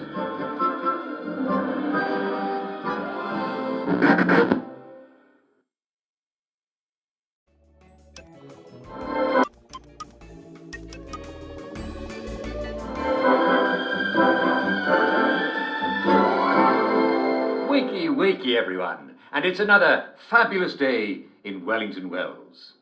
I've looked at the weather report for you, and apparently it's going to be variable. Isn't that a surprise? Well, be sure to bring an umbrella or two as you go out on your daily rounds, and you'll be right as rain. Right as rain. Ha! I didn't even mean it like that. Well, wakey, wakey, everyone. Good morning to you. Good morning to you. Good morning, dear friends. Good morning to you. Well, if you're in bed, you know what to do. Hop out, yawn, stretch, and get the tea ready. And while the kettle's on, be sure to take your morning joy if you haven't already. We wouldn't be British without our tea, and we wouldn't be wellies without our joy, would we? And as you're sipping your tea, be sure to smile at just how lucky we are to be in Wellington Wells, where there are always rainbows after the rain, and the bobbies always smile, and no one ever feels hungry or sad. It's good to smile as early as possible in the morning. That way, you know you've had enough joy. Well, what's going on in the village of Hamlin? Ah, this is interesting. At 10 o'clock, Mr. Hewitt for Dalrymple will be giving hopscotch lessons right out in front of Mr. Chippy Park. Now, if you don't know how to hopscotch or need to brush up on the rules, be sure to attend Mr. Dalrymple's lessons. Yeah. And I see here that the Church of St. Genesius is continuing its tradition of Simon Says competitions with celebrity callers. Oh, yes. And today the celebrity caller is going to be Dr. Faraday. You're calling again, yeah. Well, that doesn't seem quite right, and, nope. I believe I made a mistake. I've confused myself. The celebrity caller will be Marjorie Flowerdew, and if you win the competition, Mrs. Flowerdew promises to come take a look at your flower garden, if you have one. And if you don't, she'll let you clip a few buds from hers. Well, that certainly seems worth playing for, doesn't it? So, come on, get up, get dressed, and get out there. Don't let the day slip away or you'll feel like a downer. And we can't have downers, right? Smashing! And now, the catchy new song from our favourite new band.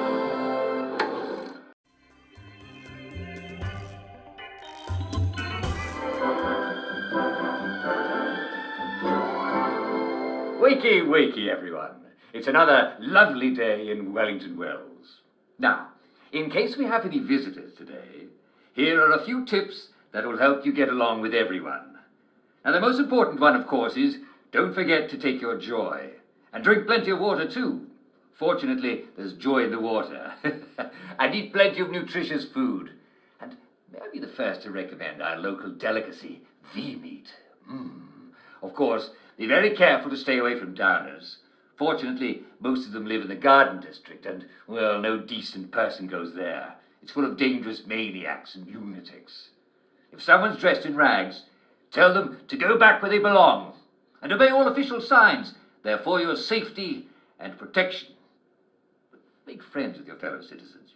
Talk to them, visit them. Wellies love a friendly guest. And we Wellies do love our games. It's important to stay young at heart. So use our playgrounds. Well, after all, if you don't, who on earth will? And obey police officers. They're there to protect you. Remember, they're the only ones who are allowed out at night. Wellington Wells is a delightful place. If you just do like everybody else and you take your joy, you'll have a splendid time. And if you don't, well, one less mouth to feed, eh?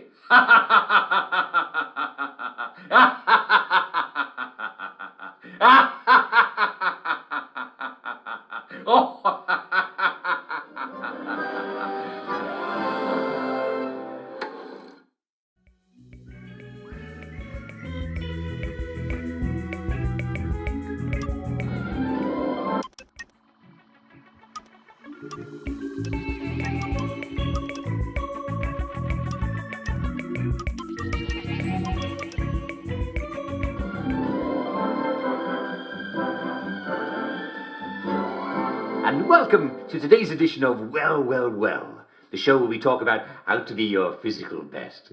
Now, we all know how to be our mental best, don't we? If you're feeling a bit listless and down, there's a simple and easy answer. Pop a joy. You can't be too happy now, can you? Being a citizen of Wellington Wells means never having to feel sorry for yourself. But this is the show where we talk about being your physical best. If you're feeling a bit sick, it's nice to be happy, but you still don't want to drop dead even if you're smiling all the way, do you? Well, actually, it's not a bad way to go, I suppose. But let's talk about coughing. England is a drafty, wet country, and we all get colds from time to time. When you think about it, jams love the wet, and they stay fresh in the cold. So, if you're coughing from time to time, well, there's nothing to worry about, and there's nothing to do about it either. Now, some people get very worried if they're coughing up blood. And indeed, yes, that might be a sign of something nasty like cancer or pulmonary embolism, things that we don't have any way to treat anymore. Of course, it could just be a sign of bronchitis. If you've had a nasty cough for a while and you're just coughing and coughing and coughing and wheezing, then you probably do have bronchitis. So see if you can get your hands on some old cough drops, or if you haven't any left, drink plenty of tea, rest as much as you can, and try not to cough, and it'll probably eventually go away. But coughing up blood is, like it or not, also a traditional sign of tuberculosis. Yes, tuberculosis is a nasty, infectious disease that we just about eliminated from England before the war. Guess who brought it back to us? I won't tell you, but they weren't mermen, and they weren't called Herman, and they didn't come to preach a sermon. Yes, well, some of them were called Herman. Yes, you know what I'm talking about. How do you know if it is tuberculosis? Well, another symptom is night sweats. If your sheets are soaking wet in the morning, well, then you've had night sweats. And we know you're not having night sweats from worrying, are you? Not if you're taking your joy. Fever is another symptom, but by itself it could be just a bad cold. But with night sweats and coughing up blood, well, you might start to wonder. Of course, the most famous sign of tuberculosis is losing weight. Victims of tuberculosis waste away. That's why it's called consumption. That's why it used to be called consumption. Now, if you're not getting enough to eat, of course, you're losing weight, so don't worry. But if you are lucky enough to be getting enough to eat, and you're still losing a lot of weight, and you're coughing up blood, well, then you very well have tuberculosis. What can you do if you have tuberculosis? Well, the most important thing you can do is to make sure that no one else gets it. Don't cough at anyone, don't spit on the street, and wash your hands often with soap. Get yourself to a doctor as soon as you can, and they'll be sure to get you to a place where you can be taken care of properly and that you won't infect anyone else. What if you suspect someone close to you has tuberculosis?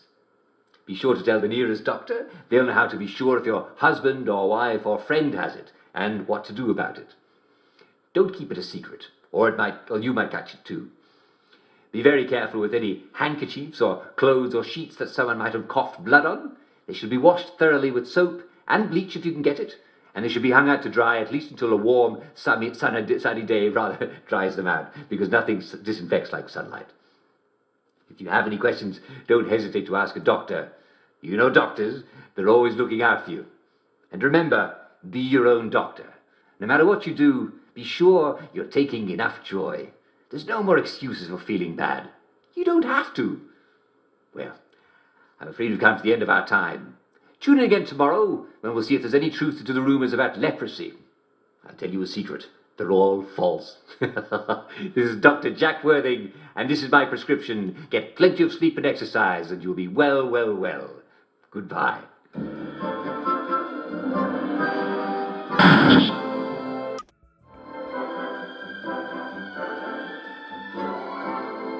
Welcome to today's edition of Well, the show where we talk about how to be your physical best.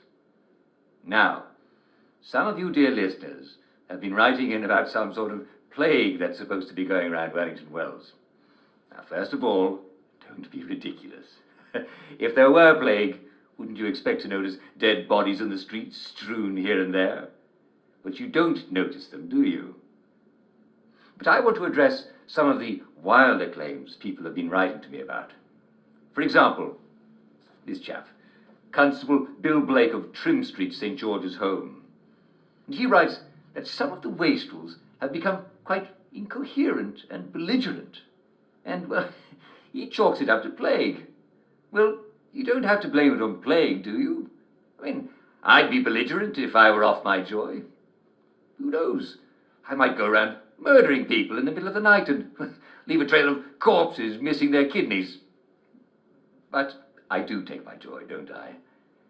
If those poor wastrels would just go back on their joy, you wouldn't hear another thing about plague. But that's not the half of it.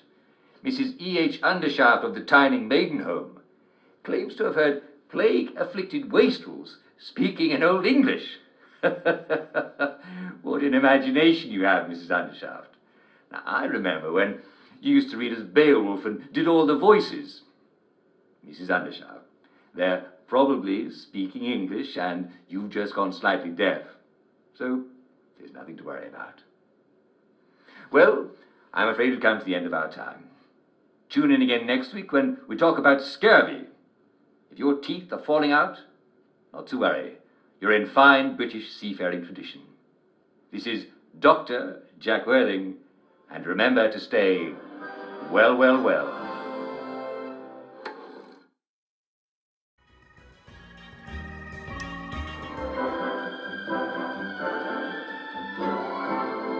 And now it's time for Funny Old Customs, the show in which Jack Worthing, that's me, illuminates our jolly island's ancient customs. Today, we're going to talk about human sacrifice. Yes, many of our forebears enjoyed a human sacrifice or two, and I'm not just talking about watching a good hanging, like we did during the... Never mind, sometimes I don't even know what I'm talking about. Well, the most famous British sacrifices were the ancient Celts. According to Julius Caesar, their druids liked to put criminals and prisoners of war into giant wicker men and then set them on fire. Wow, what a sight that must have been. And if you don't think we can trust the Romans, then how about the bog bodies? Yes, we found beautifully preserved bodies in peat marshes, and some of them show evidence of having been strangled, drowned, and stabbed to death. That's how you propitiate a god, eh? Makes you wonder if anybody's buried under Stonehenge, eh? And if they are, who's under our own little henge, the wedding party stones? Maybe someone should check. Of course, all this was before we Anglo-Saxons became an island race. Back then, we were pagans and worshipped dark gods. The darkest and most important of the gods was Wotan, whereas the Vikings called him Odin. He was a war god. Well, perhaps he still is a war god. And the Vikings would sacrifice 99 men and women in a great blot to make sure he stayed happy. That's a long way from Abraham and Isaac, isn't it? Well, I'm afraid we've come to the end of our time. Maybe someday we'll talk about the ancient Aztecs of Mexico, who liked to cut a man's heart out while it was still beating.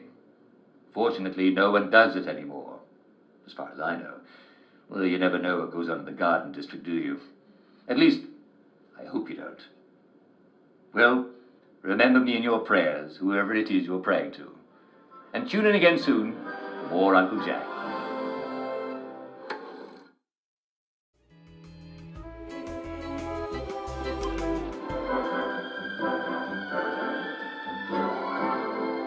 Welcome to Strange Foreign Customs, the show where Jack Worthing, that's me, tells you all about the bizarre and ridiculous things people do in other countries. Let's start with Thorobloat. It's an Icelandic festival where you eat disgusting food. Yes, pressed pickled ram testicles, seal flippers, whale blubber, and my favourite, fermented shark. You must be wondering, how do you go around preparing that? Well, you see, you let it rot in the sand for a few months until it's not poisonous anymore, mostly, and then it smells like pneumonia. And then you hang it up to dry until it's chewy. Now, I don't care how starving I am. I'm not going to eat rotten shark, thank you very much. Of course, everyone knows Santa brings presents. But what happens to the men and women who've been naughty? Coal in their socks, right? Actually, I'd love some coal in a cold night.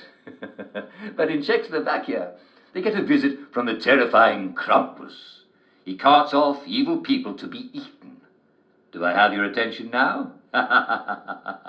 Now, I know you've all been good this year, and if you haven't, well, I don't want to hear about it. But wouldn't it be fun to dress up as a Krampus and scare wicked people? Now, when I was traveling in Mexico back in, well, I can't remember when, but I found the most enchanting, strange custom. It's called a piñata. And we have one right here. Here he is. It's a large, colourful, paper-mâché sculpture, you see, and it's filled with sweets. And you're supposed to smash it until all the sweets come out, and it turns out the custom isn't Mexican at all. It's Spanish, and originally the sculptures are made of clay pots. Wouldn't that be fun? Smashing a clay pot full of treats? You know, it's sort of the reverse of what you do with downers. Smash them until you can get the joy into them. Well, I'm afraid we've come to the end of our time. Tune in again soon for more Uncle Jack.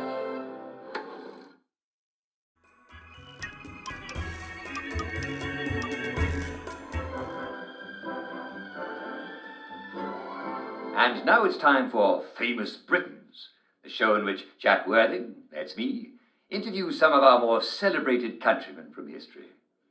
Now today we have in our studio Her Majesty Queen Mary, fondly known to history as Bloody Mary for massacring Protestants and marrying a Spaniard. And don't confuse me with Mary Queen of Scots either. I'll be very cross. Ah, No, of course not, Your Majesty. But she was an idiot. And your sister Elizabeth had her beheaded, didn't she? Jack, that vixen Elizabeth. Do you know, I should have had her head cut off. But I didn't, because I'm a kind and merciful person. By the way, Jack, are you Catholic? Actually, I'm Anglican, like most people here. Oh, dear. I think we better put you down for a beheading. After the interview, perhaps? You could convert? That sounds much more jolly. Oh, dear. You sound disappointed. Well, Jack, you've no idea how a good beheading can cheer one up. Well, I don't know about that. Have you tried joy? Joy? What's that? Well, it's this marvellous pill that makes you forget all the bad things and feel wonderful about everything else. Jack, what rubbish. What kind of queen is happy all the time? Do you know, the few times I was happy, I barely cut anyone's head off at all. Well, surely there's more to life than just beheading people. Well, we did try beheading goats for a while, but, well, it wasn't quite the same, was it? Well, what about fun and family and love? I am married to King Philip of Spain. Ah, well, you're in a bit of a jam then, aren't you? Well, fortunately, I'm dead. Well, that is one way to solve one's problems, isn't it? Jack's been lovely chatting, but I really must be off. Someone's saying my name 3 times into a mirror. And there you have it, ladies and gentlemen. Her Majesty Queen Mary. If only she'd had joy, she might not have beheaded quite so many people. Now ask your doctor if joy is right for you. Of course it is. Next week on Famous Britons, I'll be interviewing St. Thomas a Becket. I hear he's turbulent. Well, I'm afraid we've come to the end of our time. Tune in later for more Uncle Jack.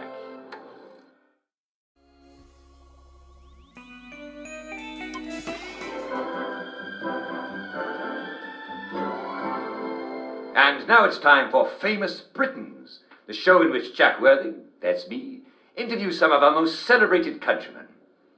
Today, we have in our studio His Majesty King George III. Your Majesty, how are you feeling today? Mad, really? Well, is it us who's mad, or is it the entire world? Oh, no, Jack, no, it's me. Absolutely me. Do you know, in fact, it's got my attention. Some of my subjects affectionately refer to me as Mad King George. Still, you accomplished quite a bit in your reign, didn't you? Yes, I have, Jack, and I'm glad to talk about some of the more serious things of my reign. I grew smashing carrots. Really did. In fact, I was known as Farmer George. But those damned rabbits, Jack, always eating my carrots. You beat the French. And you know, in those days, they weren't even always orange. No. They were mostly sort of red and white and sometimes beige. The French? No, Jack. The carrots! Do try to keep up, man. But the French, yes, we did beat them twice. Sadly. And, well, you're famous for giving the Americans their liberty, eh? Oh, Jack. Those pesky Americans. Any idiot can grow vegetables in the New World. You just chop down a tree and there's your farm. I mean, try doing that in the plot of land that's been farmed for 2,000 years. Good luck to you, man. But Jack, the damned rabbits were always eating my lettuce. Well, you do sound a little upset. But I'm mad. I'm absolutely mad. Mad King George, barking.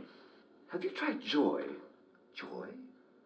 What's that? Well, it's this marvellous pill that makes you forget everything and think of all the wonderful things in life. Well, I wish I'd had some of that. I might not have been quite so mad. Well, there you have it, ladies and gentlemen. His Majesty King George III.